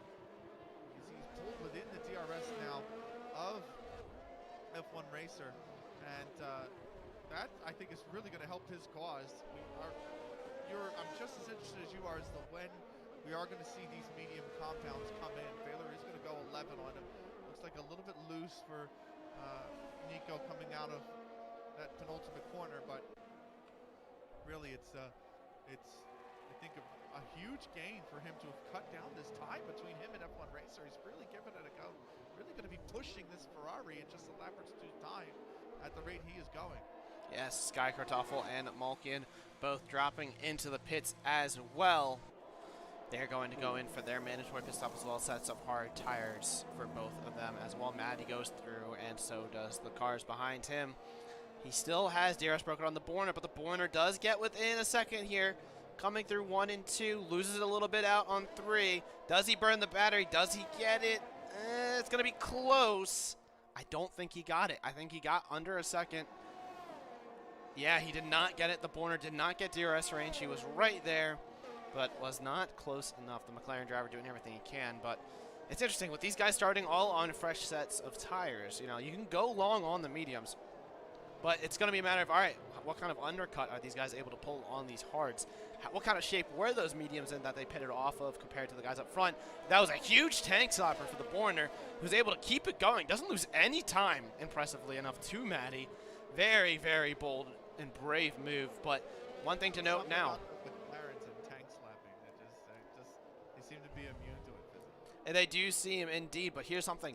Matty 29, a second and a half off of Rivershed. Some lap traffic coming up. These are the guys who started on the hard tires, you know, so they'll have DRS. They don't have DRS. It's not a DRS train that they're coming up to, but any kind of lap traffic is going to slow you up, especially when you're trying to pull an undercut. Speaking of an undercut, Maestro Hoffy into the pits from 3rd position. So the Haas driver says now is the time to go into the pits. And Gelbman into the pits as well, but he speeds going to the pit lane. So the Aston Martin driver will get a 5-second time penalty. That is very, very heartbreaking for him. Jared also into the pits as well in his Ferrari. Galaxy stays out as well. And now, here is the key. Where does Matty 29 come out in retrospect to everyone else? Major Hoffey now was up towards the front. Hoffey is going to come out ahead of Armate by the looks of it. No, he's going to be behind Armate, excuse me. Armate does swoop around the outside. He does have Rivershawn in between him and Matty, but that's a huge undercut. As we have a yellow flag through Sector 1, that is Gelbman spitting on pit exit. So it looks like the Aston Martin driver just absolutely dropped it, leaving the pit lane. He's going to lose a lot more time. That is unfortunate to see. Meanwhile, Maestro Hoffey does... it looked like for a second there him and Galaxy were switching positions, even though I know that is clearly not the case. He did just get around Armate, which is the switch I believe I saw. Maestro Hoffey up in the back. Jared is around. Galvoan, they made contact at Memorial corner. I'm sorry for the interruption, Fizzy. And it's put Garrett around. It looks like Garrett tried to take the inside line. So Galvoan did not have DRS down that straight where Dominic and Jared did. And Jared just stuck a nose up on the inside, got clipped by the rear tires here of Galvoan, and he went round. And Rivershawn is round as well. So the Mercedes driver on those old hards is round as well. He's going to get going once again down in 12th. But that is interesting. Also, Jared's on a set of softs. So that is interesting to see. Oh, wow, excuse me. There was a car airborne in the Daytona 500 as well. But more importantly, Persegili and Jan Faler currently into the pits. Rivershawn speeds into the pit lane as Faler onto a set of hards. But look at this. Maestro Hoffey. Sorry, that was Galaxy. I thought Maestro Hoffey was the Haas coming through. But Maestro Hoffey's not going to be too far behind Persegili. So that is going to be something to note. Looks like he's closed up a little bit. But he lost a little bit of time having to battle Armate. Now, Armate has his teammate behind him. We'll see if they'll play a little bit of a team game for the Red Bulls. And it looks like, and it's hard to sell, the Warner gets a little bit of loose in the background. There's another car off. That is Sky Kartoffel. He's off as well after exiting the pit lane. So that is another thing. A lot of drivers really struggling after this pit tire change. So curious to see how that goes. Gelbavan, meanwhile, up into 12th, clearing Rivershawn, who did, it said he went to the pits, but he's still on a set of hards, so I don't know if I missed something there or whatnot. Which driver? Rivershawn. I thought it said he pitted, but I might have been mistaken. But F1 Racer's still out on track on those initial set of mediums, maybe hoping for a safety car or something. Absolutely, and so is Galaxy. Galaxy's all the way up to second. He's going to hold up Jan Faler. Jan Faler's not going to enjoy that. He's being held up by a car that started the race on the hard compound tires on 13-lap old tires. Galaxy, so Faler is definitely going to be quicker with that fresh set himself. I think we are seeing the struggling coming out of the pit lane, by the way, because of... Ooh, another car off.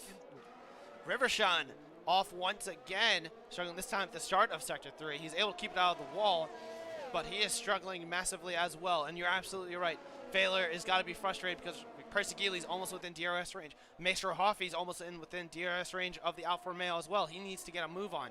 Also, while we were looking away, Matty was able to get around his teammate Armate, is now pulling along another train. Nico also must have had an issue because he's down over 5 seconds behind Lucas, and he's pretty far off of that train that he was running with that had Lucas, Kev, and all of them at that stage. But looking at Faler now, he knows he needs to clear the Haas driver. Galaxy's going to defend, trying to help his teammate every way he can.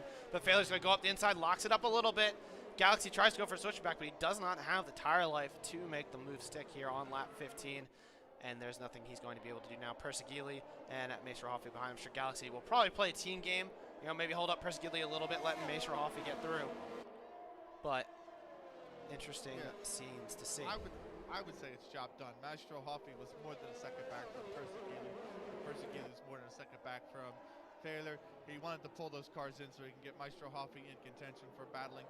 He's done just that. So Galaxy playing the team game quite a bit, and at least doing well to pull Maestro Hoffey. And you see he switches up. He gives up third to Persegili, or at least fourth to Persegili, but it's at the allow his teammate through, who is going to be fighting for the top spots and maybe a podium even as well as Faler. Is that 11 seconds behind F1 Racer, who has yet to pit, as he is on the medium compound tires. He's going to go another lap. He's pushing these mediums. Maybe he's going for one stop. He might be going straight medium to hard here. I have an interesting theory. You start on a fresh set of mediums. F1 Racer, we saw him losing time, but was that him losing time or saving tires? What if he goes medium to soft? You know, the softs could probably do 8 or 9 laps. They won't be nice, but he will be really, really quick compared to the hard tire runners around him. I wouldn't be surprised if he does that, but, you know, he's got to make those mediums last. He could also go into the hards and just have a fresher set. He could, too. Look at some of these drivers who have already pitted, like Matty's on he's got 5 laps on his tires. Hoffman's going to have 3 very soon, as he's actually putting a lot of pressure on Perseguili here, who has lost DRS to Jan Faler, just like that. So the Haas is really getting close to this Alfa Romeo for the final podium position right now. But yeah, I think maybe it could be one of these things where he just lets the hards run out a few more laps and then tries to get a fresher pair as well.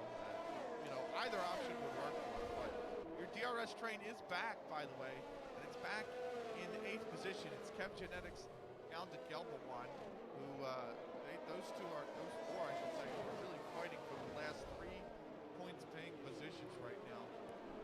Yeah, speaking of really fighting, Kev Genetics actually made a beautiful move up the inside of the Borner. We saw it live on stream. The Borner went a little deep. Kev went a little deep as well. The Borner tried to fight back for the position, but Kev was able to hang on. Borner able to perfectly slide in front of the Brazilian behind. But Galvan on those mediums, going to be quick, but I'm pretty sure he also started on a set of mediums, so he's on a 2-stop strategy. He knows he needs to clear these guys because he's going to lose a lot of time as well. Dominic picks up a time penalty. As you see, Faler's really reeling in F1 Racer up at the front. So, you know, if we get a late safety car, F1 Racer's in golden position. You can pit on for a fresh set of tires, doesn't matter. Now, granted, he wouldn't have to do mediums. Everyone else would probably go for a fresh set of mediums behind him, considering the length yet. So he might want to wait a few more laps for that.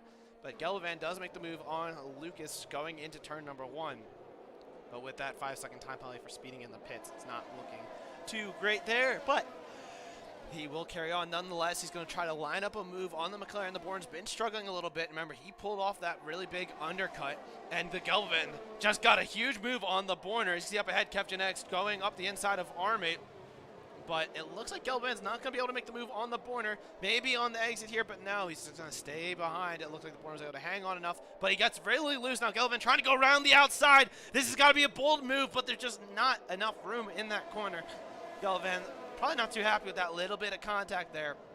And as a result, Gelvan stays in 10th, but he's going to keep pushing that McLaren through the middle sector, through these corners, left, right, and then through the hairpin here.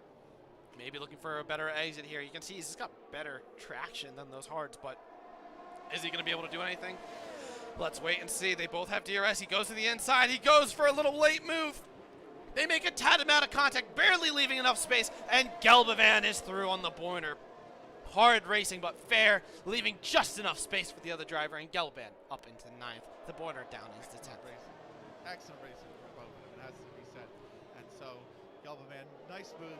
He's up in the 9th. He's trying to get past these hard running compound tires in front of him. Kev Genetics is there. As Matty, meanwhile, is going to go up the pit. Galaxy's in the pits. He finally has pulled off into the pits, but it is going to be Gelbavan who are... Oh, no, Gelbavan's got a 3-second time penalty for multiple warnings of track extension. It gets a little loose there as well, but that is going to be... He's actually got 8 seconds of time penalties now with the pit stop penalty that he took earlier. So he is making these passes on track. He wants to get as far up track as he can to try and offset some of these penalties. He is going to try to see. He's got a battle going on in front of him, though. That's Kev Genetics getting around Armate. There's a lockup for the Red Bull as well going into this corner. As the Aston Martin, he's trying to go on the outside here. There's not enough room, maybe for the switchback, and he is on the inside, or at least I should say on the outside. Oh, there's contact! He's into the wall, and he's out of the race! He's out! Oh, he left just enough space on the apex, and that is a safety car. That is a full-fledged safety car. The big winner is F1 Racer now. Gelvan into the wall and retired from the race. It looks like Armate just got a little bit too much of the curb, and there's just not enough room for both cars. And unfortunately, Gelbavan into the wall. He has retired from the race. But F1 Racer now can pit for a free set of tires. He can go softs or he can go hards. Everyone else behind him probably go for a set of mediums at this stage now. Of course, F1 Racer might want to wait it a few more laps, but this does put everything on its head because Maestro Hoffy was really pressuring Persigili for a third. He was within DRS range, was within half a second. Here it is. It's the pit stop for But F1 Racer. Persigili stays out. Persigili stays out on those 4-lap old hards. He's going to take track position. Matty 29 pits from behind. As F1 Racer goes onto the set of softs, Faler onto mediums as expected. But does anyone else stay out? Did Persigili make a mistake by staying out there? It's looking like it. Dominic speeds to the pits. That is not what you want to see happen. But Persigili, he's going to have the track position, but he has a Ferrari on a fresh set of soft tires behind him. I don't know how, I mean, it's not an easy to overtake around here, but F1 Racer certainly is going to be able to make quick work of the hard tire runner up ahead as quickly as possible, and he's just going to have to hang on with those tires. While everyone else behind him, you know, it's going to be when can they clear Persigili, assuming they can, and then can they catch up to F1 Racer when his tires drop. That's what we'll have to wait and see, but F1 Racer looking to go 2 for 2 to start the season at a track he wasn't too confident about, but he's pulled a little bit of a masterstroke here with his strategy call. It's one of those ones where if it doesn't work, you're called crazy, but if it does work, you're called a master. I mean, 17 laps on a medium tire around here is quite the risk, really, in all honesty. They were quite blistered, really. But look, it's paid off for him. I'm happy it has. Unfortunate for Gelbwan, he is out. I'm sure that will be looked at by the stewards after the race is over. But yeah, look, the F1 Racer, the huge winner, the soft comment. The only problem he's going to have is the car directly behind him is going to be the other car that your pick, I should say. My pick for this race when it's not looking too hot right now on the hard tires in the front of this straight with a soft compound runner behind him. But your pick, Fizzymon in Faler, is looking really good because here's the thing. The softs do have to go probably 2 laps around under the safety car conditions, right? Yeah. And then on top of that, they've got to run out 10 laps, 10, 11 laps in racing conditions. So those softs are really going to fall off towards the end of this race. It's going to be F1 Racer hoping he can get out in front, hoping Persigili is going to hold up Faler, and it allows F1 Racer to get enough of a lead because he's going to be hanging on for dear life towards the end of this race, I think. He will be indeed. We'll have to wait and see. We'll have another safety car lap here. All this helps F1 Racer's tires, that's for sure. Also, Drip in the chat to answer your question. Your sign-up will be seen sometime this week. Now, right today, everyone is racing, as you can see here, so the coordinating team will not necessarily see it right now, but it will get processed and it will get placed as soon as possible. But, yes, lap 20 out of 31. Things are about to get spicy here at Singapore now. HD Storm, who's not exactly had a good day, he's all the way back in 18th, trying to catch the field. He's only going through the final few corners of Sector 3 right now. He should catch up in time, but there's a chance he might not. So we'll have to wait and see. Also, Dominic's on a fresh set of hards, so everyone else mostly on mediums. The Borner has left the session.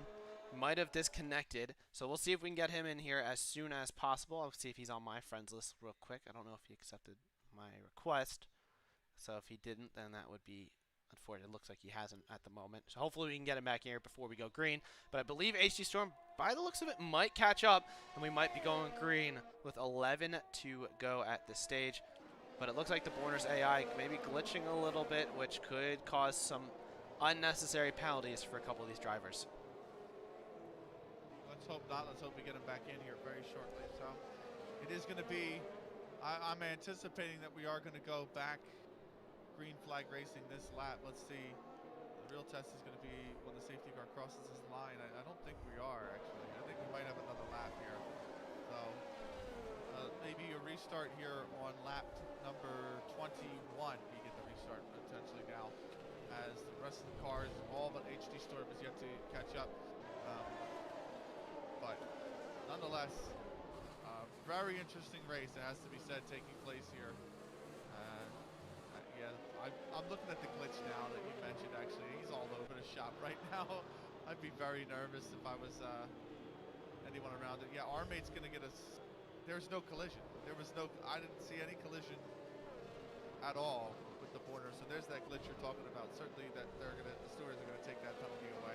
Yes, certainly they will take that penalty away. Yes, we are going to stay under caution for another lap. Looks like the Borner is being told to overtake some people. Not sure what's going on. He might be desynced a little bit.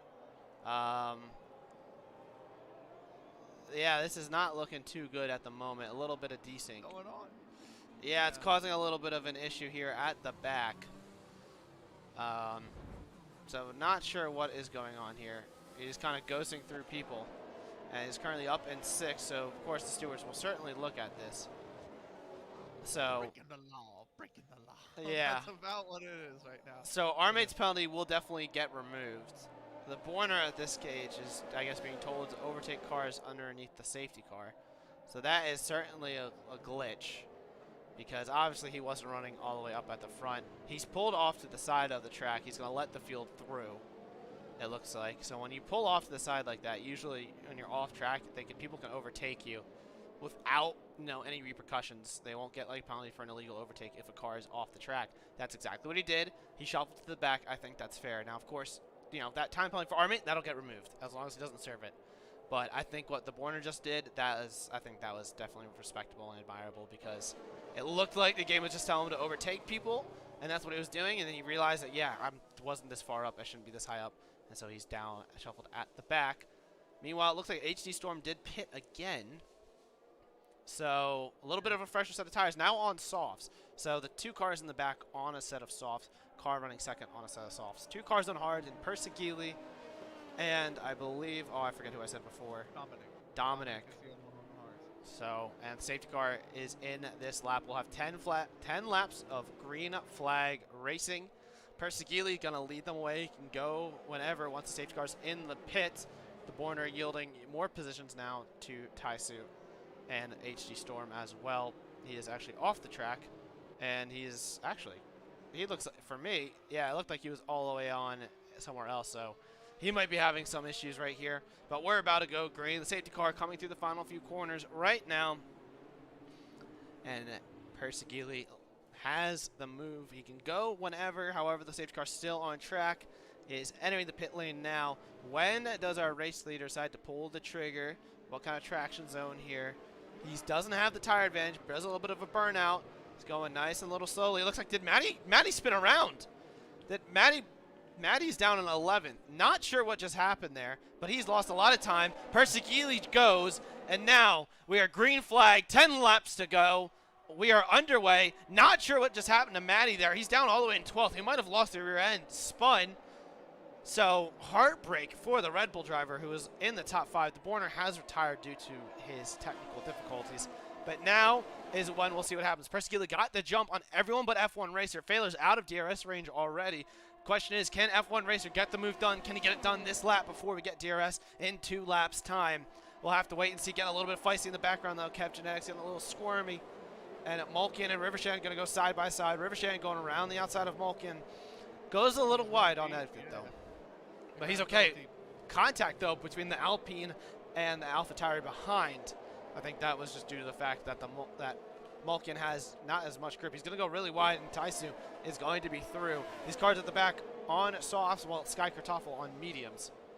But Malkin struggling at this stage. Meanwhile, up at the front, F1 Racer within half a second, 0.3 of a second now, using his battery, trying to use the slipstream on this DRS straight, but he does not have the DRS advantage, and he does not have the room. And it's looking like F1 Racer is going to be stuck behind here through the 3rd sector, which is going to allow Faler and everyone else to reel back in. You can see Persegili struggling on those hards, going really, really deep. And now with 9 to go. What? The question for me is, did Persegili back up the field too much on the restart? It was a really slow backup, and that may have caused problems, obviously, for, I believe it was, who was it that went around? Matty. Matty, yes, who's still down in P12. So maybe a steward's inquiry about that as well later. But it is still hard racing at the front. Last lap without DRS here. Meanwhile, it's Taisu who is down. Ooh, Persegili's wide. Persiguili's wide. F1 Racer going up the inside now, around the outside of 4. He's going to go for a switchback onto the back straight. Can he make the move stick here? We're going to ride on board with him now. F1 Racer using all the overtake. Persiguili's going to defend the inside line. And Persiguili trying to hang on. F1 Racer is going to swoop around the outside. They make contact. They bang wheels. They barely leave each other enough space. And F1 Racer is your new race leader once again on the set of soft tires. He's going to try to drop the rest of the field now while his tires are still fresh. A phenomenal move by the German driver, looking to make it 2 for 2 to start the season. Yeah, fantastic move. And now he's got to hope that Persiguili fights Faler just as hard, because he needs to get the gap up in front. These softs are going to be screaming by the end of the race, certainly. Persiguili's raced him really, really hard, it has to be said, but it is still F1 Racer who pulls away for the rest of the field. Faler is getting awfully close. There's not enough straight for him now on the run down to, I believe that's Connaught, but we'll see if he can get the move done here. Coming out of Sector 3, Faler is itching to get by this hard compound runner in Persiguili, who is slowly and surely dropping out of DRS range. He's almost completely out of it here, ahead of the detection zone. Can he stay in front is the question. I think he's just going to get it there. So, but it's not enabled yet. It's not enabled till they cross the line now. It doesn't matter until he gets out of turn number 3 onto the backstretch. Persiguili's hanging on for dear life using his battery. You know, if he can hang on just for one lap here, that's going to help F1 Racer's case. But F1 Racer, you know, he wants to drop the field. Faler's going to have DRS, that is for sure. But it looked like on the exit of 3, Persiguili did not get it. He was outside of a second, so he's not going to have it. He gets very squirmy onto the straight. Here we go. Faler has the DRS. He has the overspeed. He's going to swoop to the outside, which is now the inside line. Faler up into second. Persiguili down into third. Same top 3 that finished last race, funnily enough. So will we see a rotation on the podium? Can Maestro Hoffy or Galaxy get a podium? The Haas team looking very, very sharp this season, I must say. And they're currently running 4th and 5th pot, trying to make a move. Maestro Hoffy looking up the inside of Persiguili, but backs out of it. Thinks way better of it. And there's no room to make a move through the old Singapore sling. Big problem for Persiguili right now is the fact that he is out of battery pretty much. He has used the last of it. They're trying to defend against Faler. We have a yellow flag in Sector 2, and that is Rivershawn who's out. Rivershawn. And it's a full safety car. Safety car. A full safety car. Persiguili is going to be given an opportunity to pit here. Is anybody else going to come in here for softs is going to be the question. I don't know. F1 Racer, though. Oh, there's a lot of questions you could ask about should these cars pit or not, Fizzy. Yeah, if you're up at the front, I think you have to stay out. The mediums are not a bad tire. They're going to be quick. Now, of course, this hurts F1 Racers trying to drop the field. But, you know, it helps him in the bit. It helps him save his tire life. But now he's going to have to deal with Faler being right up behind him once again. I'm sure he didn't want to have to do that. Look, he stays out. These guys are staying out for the track position. But if you're down by R-Mate and some people down farther back, I think you might have to go for pit. Like, if you're Dominic on hards, you got to pit. There he goes into the pits. That's one car. And if you're all the way at the back, Sky Kartoffel into the pits, Mulkian into the pits. You have nothing to lose. You're outside of the points. Might as well put on a set of softs. Now, Dominic's going to serve his penalty. R-Mate, I said him just as like a benchmark, but it makes sense that he didn't pit because he serves that 5-second penalty, and then, well, you can't get it removed. So he's okay with how he's running right now, currently in at 9th. Mulkian has a wing change to make. Dominic onto a set of softs. Taisu all the way down in 16th. I don't know. I'm not sure what happened to the Alpine. He might have had, actually, he made some contact. He might have had a wing change as well. But he's currently trying to catch back up. But he's going to pit for a fresh set of tires as well. Now the question is, when do we go green? How much later? It's going to be, I don't know, because they're already in Sector 2, approaching towards the Singapore Sling chicane. They still got 4 cars, or 3 cars, I should say, that have to, no, 4, I beg your pardon, that have to catch up to the field. So I don't know. I think we go green on lap 26. End of lap 26. I think that sounds about right. The Taisu's only leaving the pit lane right now. The drivers are almost 2/3 of the way around the track. So maybe not, you know, exactly considering the sector marks where they are at, but they still are a decent ways away around the track. We'll see what he could do. But I think it's fair to say end of lap 26. I mean, well, they didn't catch up to the safety car until this lap, so it could be the end of lap 27 even. We'll have to wait and see. All the while, this helps F1 racers save tires, because at this point, you know, all right, you're under the safety car, can't do anything about it. Well, let's have it go for as long as possible. Help me save those tires. So we'll see what happens here, but either way, we'll be going green with about 4 to 5 laps to go. We might be in for a very interesting finish here. We're going to look at the tire situations up at the front. Actually, look at the position moves real fast. Galaxy's up 12 positions, started down in 17th. He's in 5th right now. That's a phenomenal job by the Haas driver. He stayed long on the hards, pitted, made it work. Our mate is up 10 positions. He started dead last. Remember, he crashed in qualifying.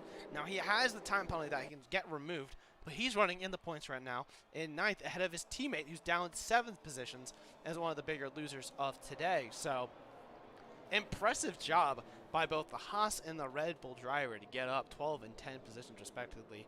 F1 Racer again up 4 positions into the lead. He also started, I believe, like around that 4th, 5th position last week, if I'm not mistaken.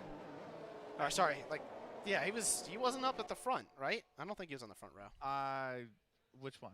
F1 Racer. I mean, correct me if I'm wrong. He might have started on the front row, and I could just be, you know, talking out of my butt here.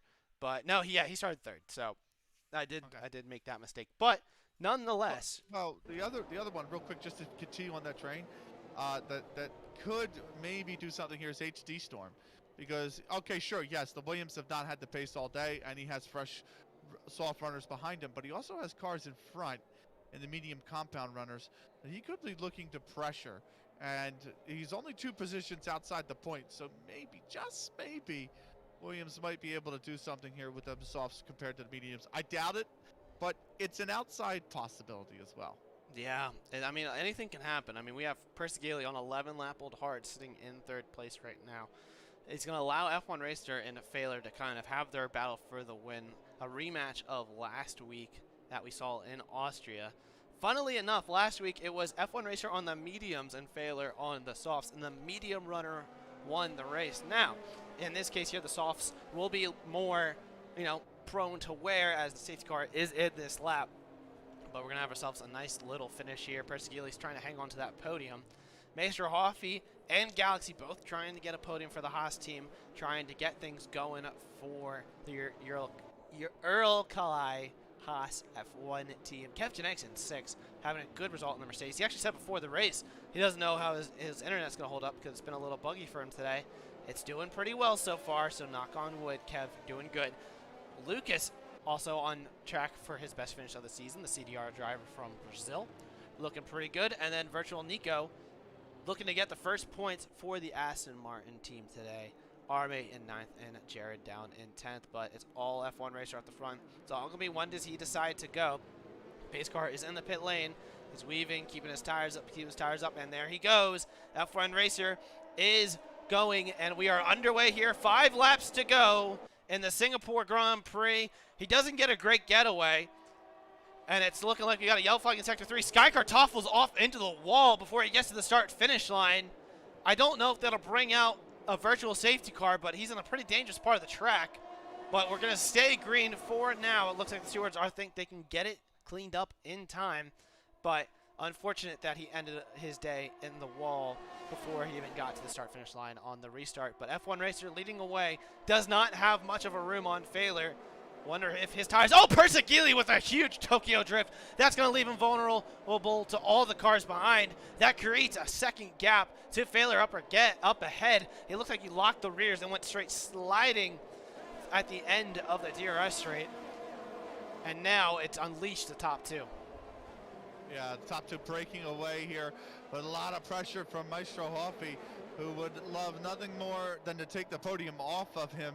The hard's just absolutely not the tire right now against these semi-fresh mediums. They do say they have done 7 laps, but again, probably 4 of them have been under the safety car, to be fair. Yeah. But nonetheless, a lot of pressure coming out onto this Alfa Romeo. I'm going to get a background, by the way. He has moved past Matty, or he's at least fighting Matty very hard. Side by side. He's trying to go for the overtake on Matty, and it looked like he's just not going to be able to do it. He's going to go for a switchback, though, but through that middle sector, there's nowhere he can really go. But he was able to make the move on a few drivers, including HC Storm, who's dropped down a little bit on those old softs. But those old softs are working for F1 Racer. But like you said, those mediums haven't really had much racing on them. So Faler, who's sitting behind, only got a couple real laps on the mediums. Those are pretty fresh mediums. Compare that to semi-fresh softs, which will have a little bit more wear. What's going on? Persegili off the track. Not sure what happened. I can't get him on the camera. But he's all the way down to 15th. He has no front wing. There might have been some contact into turn number 1. I couldn't get the camera angle, but his front wing is gone, and his race is essentially ruined. Meanwhile, Faler up at the front is going to go up the inside of F1 Racer. They make a little contact, but F1 Racer hangs on to the lead. Meanwhile, Maestro Hoffy currently up into 3rd place right now. Again, not sure what happened to Persegili. Not sure if there's any contact between the Haas and the Alfa Romeo driver, so we might see some penalties after this race. Tried to see what would happen, but every time I switched the camera, it gave me a different driver, which is kind of giving us dead space. Either way, Persegili down in 15th with no front wing. His race is essentially ruined here.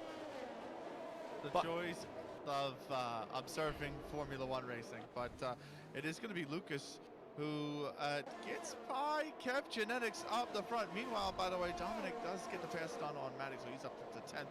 But Lucas now leading another what will be small DRS chain here towards the smalls in terms of the number of laps. Of course, DRS not enabled just yet, but Jared with a 3-second time penalty.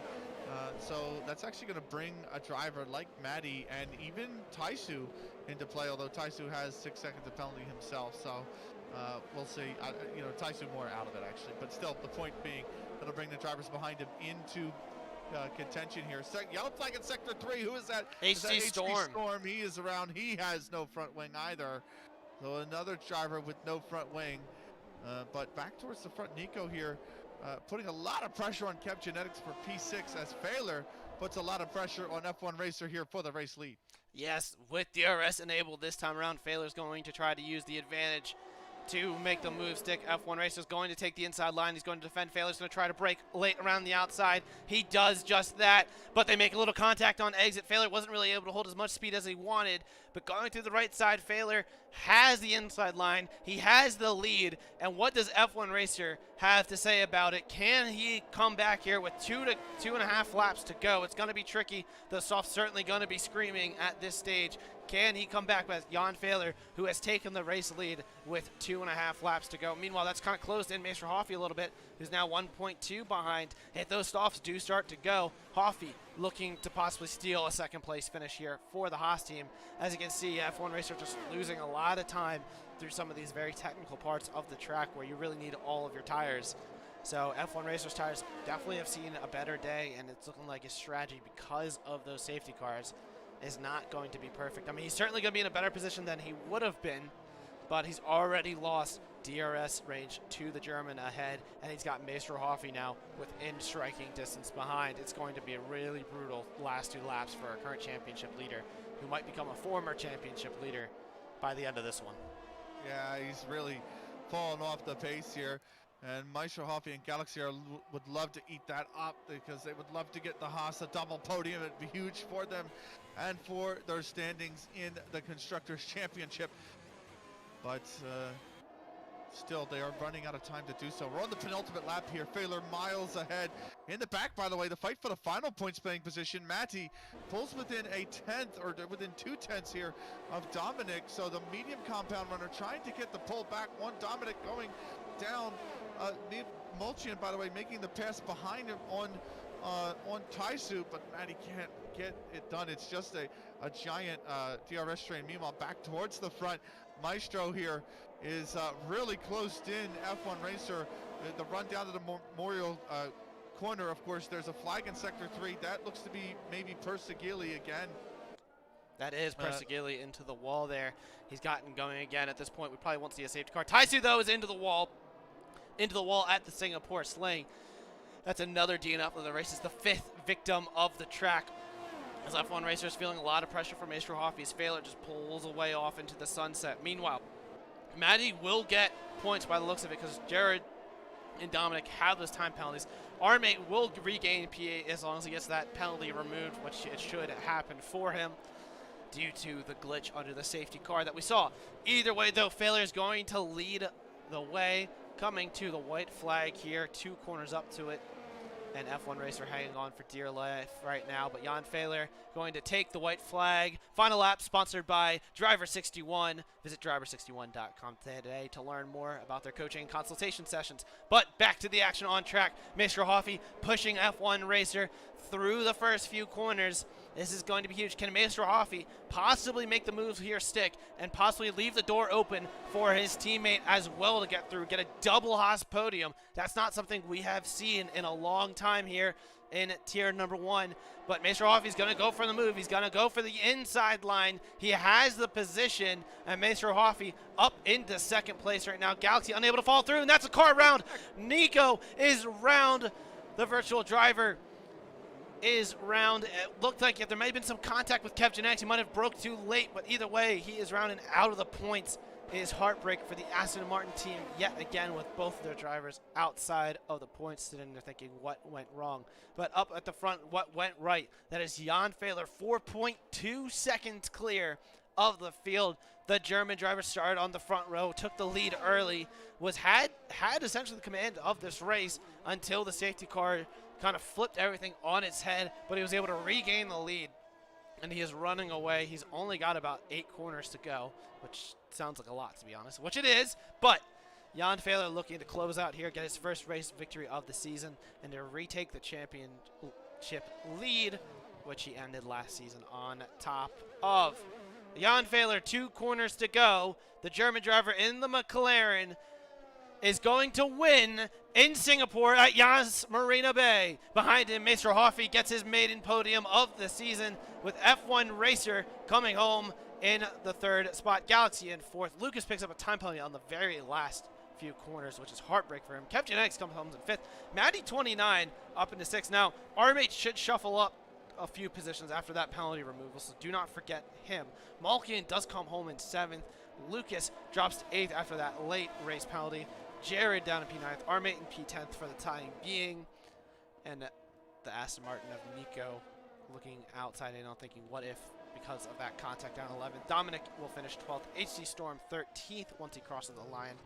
Persegili will round out our finishers here today. But Jan Faler able to make it work, just make those mediums outperform the softs, which really dropped off at the end there. That was, I thought that we would drop off, but that was, man, that was a huge drop off there.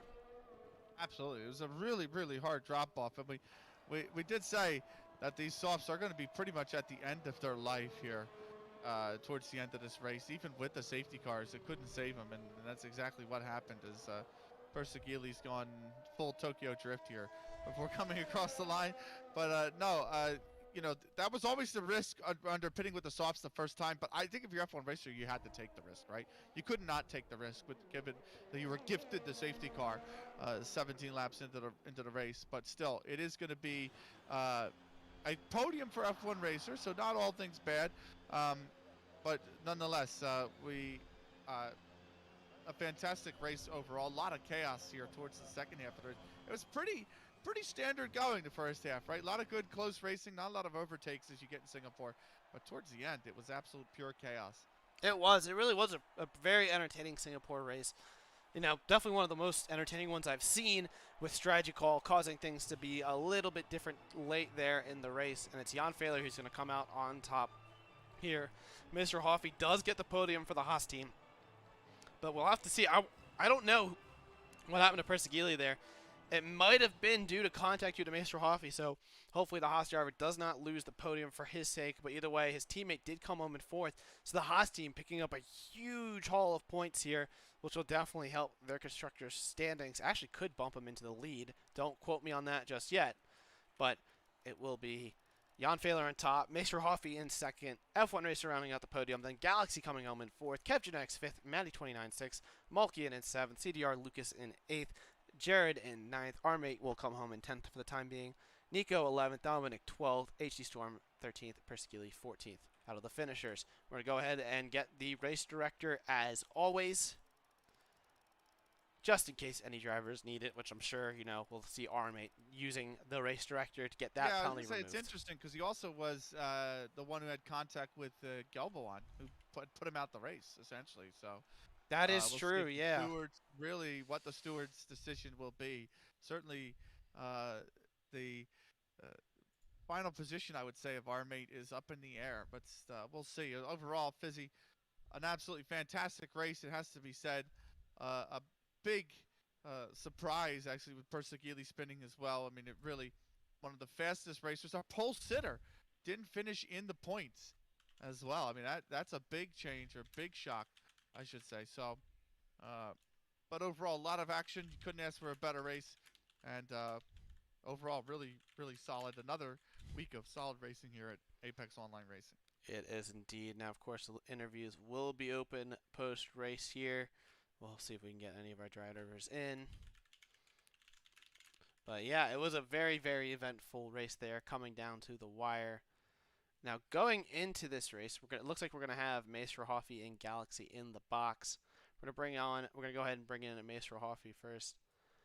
So, Mr. Rahafi, you had a very interesting race up into the last few laps, and you were able to make it work, able to get around the slow F1 racer at the end there with him on his soft rubber and came home on the podium. How are you feeling after that definitely long and tiring race? I'm so exhausted to be. I mean, I already said in the interview last race I wanted to come back strong here in Singapore, and finally, I mean, it's my first podium here in AOR Split 1, and yeah, I'm exhausted, but also it feels just absolutely amazing. I mean, it definitely was an amazing drive. Started third on the grid. You were very competitive in qualifying and from the get-go. You were keeping with Persegili and Faler, dropping basically everyone else, and you got rewarded with the second place finish. Now, the one talking point I know we both were curious about: what happened to Persegili there late in the race? It kind of looked like he lost the rear, or something happened. Was there any kind of contact between the two of you? What happened there late on in the race?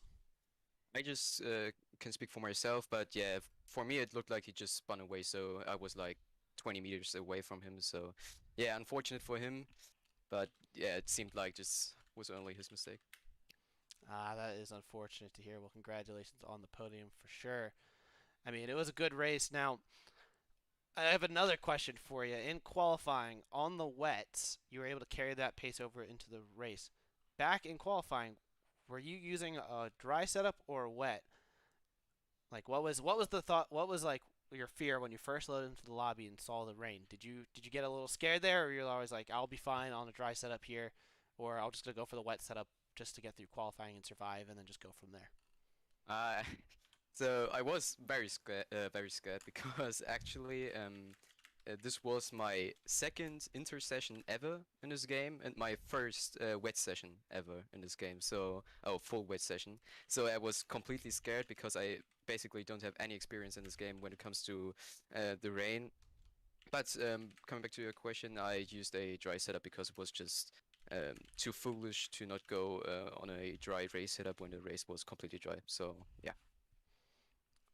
That does make sense indeed. Benny, do you have any questions for our second place finisher here today? Yeah, absolutely fantastic result. It has to be said. What did this? I would say, what was it like for you after the safety cars? Because we saw, or at least the first pit stops before the safety cars, I should say, because we saw a lot of drivers coming out of the pits immediately struggling for grip. So what was it like?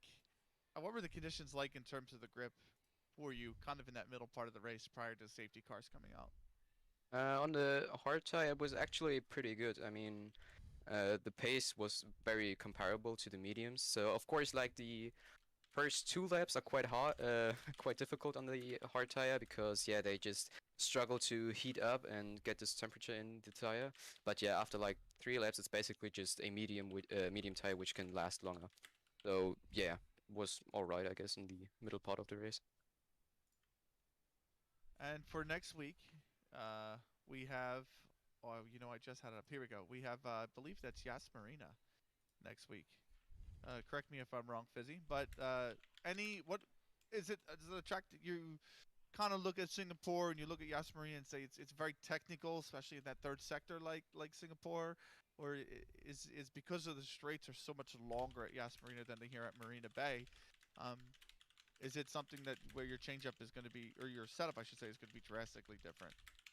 Yeah, the setup will be drastically different because the straights are longer, and also it's a big contrast because Singapore, I absolutely love the track, but then Jazz Marina might be my worst track on the calendar. Like, I don't know, I just can't find pace on this track. I did I think time trial like 3 weeks ago, and I was missing like 5 tenths where I should be pace wise. So yeah, not particularly looking forward to this race, but I hope I can make the best out of the situation. One last question for you is, and for me at least, and that is, we saw a little bit of team play with you and your teammate Galaxy early in the race when you were trying to chase down Faler. How big of a help has he been for you in this preseason? What have you guys gone over in terms of how to play the team game as well? Oh, he's he's just an absolute legend. I mean, we wanted to work together, also as teammates, and yeah, for this race, we for the first time actually went into voice chat, and we're basically always communicating with each other throughout the race. And yeah, basically, I think after the first pit stop, when Percy Gailey came like 1.6 seconds ahead of me, out of the pits, he basically said, "Yeah, okay, I will do the Perez now for you." And yeah, it worked perfectly, and he's just a great teammate to be with. Fantastic stuff. Fizzy, anything further from you? Got nothing further from me other than the fact congratulations on the podium here. Hopefully the first of many. I mean, you definitely are in a very, very, very strong split, but it was a very great drive by you here today, and I hope you find some way to celebrate it. Because congratulations, you drove a great race today. Thank you very much. Bye bye. So that was Maestro Hoffy. It was our first of our three post-race interviews. Next up, we're going to bring in Maestro Hoffy's teammate, Galaxy. Galaxy, you almost had the podium there. Just unfortunately, just not enough room around the track in Singapore. But you definitely were my driver of the day, starting all the way back in 17th, finishing up in 4th. What was going through your head that race? Did you expect that to happen, or it was just like, wow, that was lucky? Um, yeah, at around 13 or so, I just completed in my mind this race. I thought it's over unless a miracle happens. Then I tried the undercut on some of the guys in front of me to go in the mediums, and not just a lap later, the safety car came out, and I thought, well, done again. But I got up to P5 or so, and yeah, it was lucky that Persegali's been out, and I'll take P4 definitely. I mean, it was definitely a great race for you. Now, he also was mentioning some kind of teamwork that you guys were going on there. Were you guys talking about, maybe at the end of the race they're having him maybe, get a little bit of elbows out with F1 Racer there to possibly give you a podium there as well, or was that never on the cards? During the race, I tried to hold up Jan uh, and Persegali to get Master back in the fight for the win. And in the end, we talked that he keeps me in DRS so nobody from behind can overtake me. And for Formula One racer, we decided he goes for it, and I need to see what I can do. So in the end, we didn't really have the teamwork there. Yeah, I mean, you still came home in 4th place. It was a great result. Benny, you got any questions here for our 4th place finisher in Galaxy? No, but the big one is now you guys have the lead in the constructors title. So I know Maestro Hoffy very happy with the podium. I know you're very close to the podium there too, Galaxy. What's looking at the season as a whole? What is your expectation for the season, both personally where you finish in the drivers, but then also in the constructors after these two races? Personally, I hope for a top 5, best cases, maybe then top 10. And I think in constructors, I hope we can fight for the win. But I think top 3 is also in there, so top 3 for constructor and top 10 for personal. Okay, absolutely. And we got Yas Marina next weekend. A track that you looking forward to, or is there something about this track that you doesn't make it fun to drive for you? I think it's the best way to say I hate this track. I definitely have no pace on it, and I really don't get the clue how to drive it. So I need a miracle again to get good points there. Well, let's hope that let's hope that lightning strikes twice. So good luck next weekend in Yas Marina. Can't wait to see you racing again. Thank you. Yep, congratulations, Galaxy. Have a safe, happy, healthy rest of your weekend. And hopefully we see you having another great result next week at the track that, you're not the only one who doesn't like, that's for sure. Yeah. Thanks. So, cheers, mate.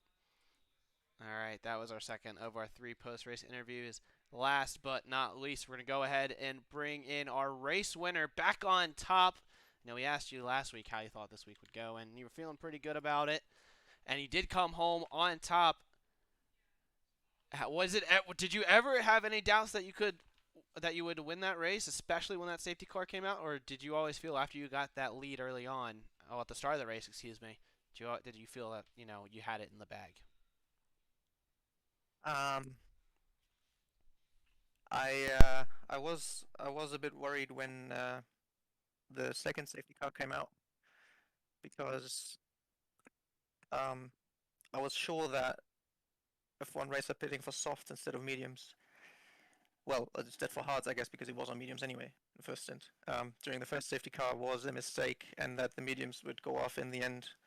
Not in terms of wear necessarily, that's actually fine, but in terms of lap time. Because we had another safety car, and the first one already took like 3 laps, I think. I was afraid that the tires would actually last just enough with the pace until the end, and that we would have to battle, well, until the final corner basically, which is kind of hard to do in Singapore, but you never know.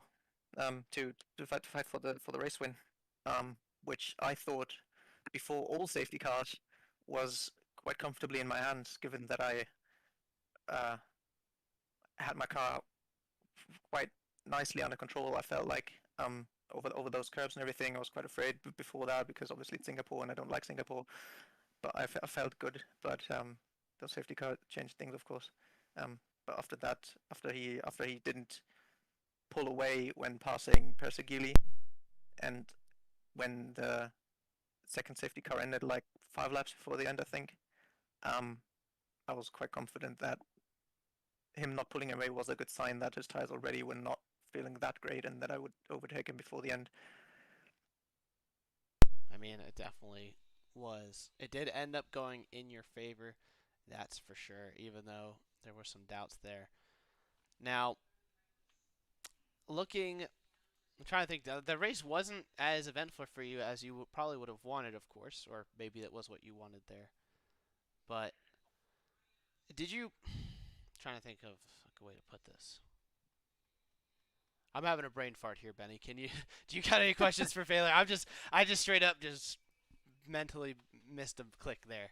Do you got anything you want to ask Faler? Yeah, so now you're in the championship lead by 3 points. It seems to be a really tight competition this season. Are you confident that you can defend your title? And also, what are your plans for McLaren? Because they are also, I mean, you have scored every single point that McLaren has so far, and you're only a point back from the constructors after 2 races. Well, to be honest, the constructors championship doesn't bother me too much, and especially now that I've won it already, so to say. When I won the drivers' championship last season as well, I feel like, well, okay, that's a box ticked, and then we can move on. And from now on, I just try to collect drivers' titles, so to say.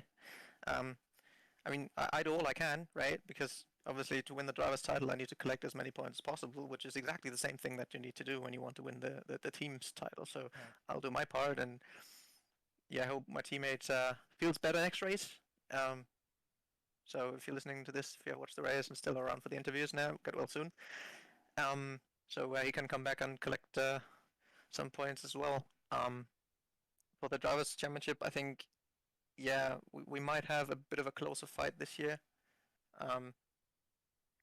Well, we definitely will. And yeah, I guess I can say I'm confident to win the title again. but I'm also aware that it's not going to be easy by a long shot. Let's put it this way: something you compare from last season to this season. Are you surprised by some of the pace increases by some of these drivers around you? I mean, we saw end of last season like the likes of a Galaxy really picking it up, and we got some of these other guys who've returned, like Mr. Hoffey, for example, who've really kind of they were quick back last time we saw them racing, but they've really been if you make one mistake, they'll be there to pick up the pieces.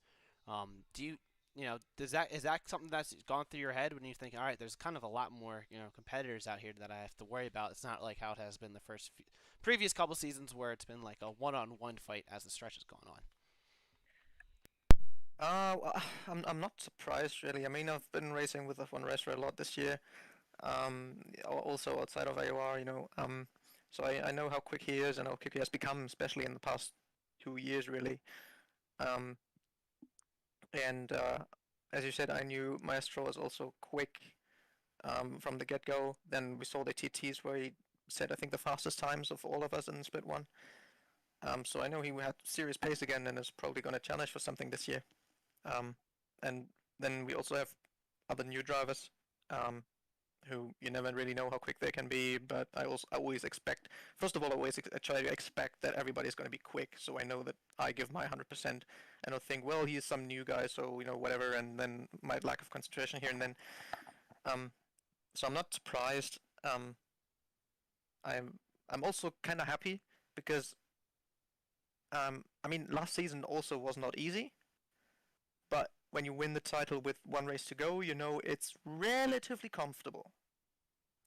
And knowing that I DNF'd in Monaco, for example, so lost a huge chunk of points there, and then we had Spa where I missed the race, then of course we know other people also missed races and had bad luck and all that, that's part of the season always. But still, it was fine. I think I was a bit more tense, especially towards the end of the season, than I probably needed to be. Looking back, it was actually, fairly comfortable, if I may say so, cautiously. And I still, of course, enjoyed it a lot because it was my first title in AOR. It's this thing I always wanted to achieve when joining AOR back in season 13. It's the first proper league racing title since I don't even know. And but winning this season with a competition like this, I think it's going to feel even more pleasant. Will fill me with a lot more of joy and satisfaction because man, you really achieved something. You really beaten these really quick people, and that you have done a really, really good season, because I think that's really what you need to do this year to win this in. So yeah. I guess we'll wait and see. And I guess the final question is, Yas Marina next week. How are we feeling? Well, as I said last week, the tracks that are coming now until the end are basically just an inch better than the one before. So a bit better than for Singapore. I still dislike the track heavily, but at least I have done. Have I done a race there yet? 50%? I actually don't think so. But I recently did a 100% race there, so I know the track relatively well and better than Singapore for sure. So yeah, I mean, I just gotta win. So why stop winning now, right? Just go for the next one next week. Yep. Also, shout out to Crucix for sucks that his internet didn't work today, because I know he's very, very quick around Singapore, and he also likes the track. He probably would have won today if nothing would have happened to his race, so that's a shame. And I hope to see him back next week, where I think he's also going to be quick, because he's also quite handy around Abu Dhabi. So expect a good fight for that one.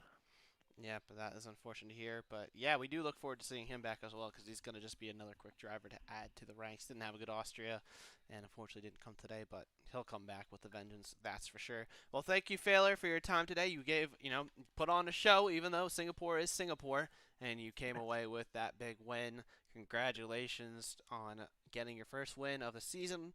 Hopefully for you, hopefully you have a few more and you get yourself a nice title fight, but we'll have to wait and see what the coming weeks have to offer. So congratulations, and have a safe, happy, and healthy rest of your night. Yeah, you too. Thank you, and good luck for your American race later on. Thank you. I'll need it. I'll probably be in the wall, let's be honest. So. That's what Chris said today. That's what everyone races said today. He finished third, so that's a good sign.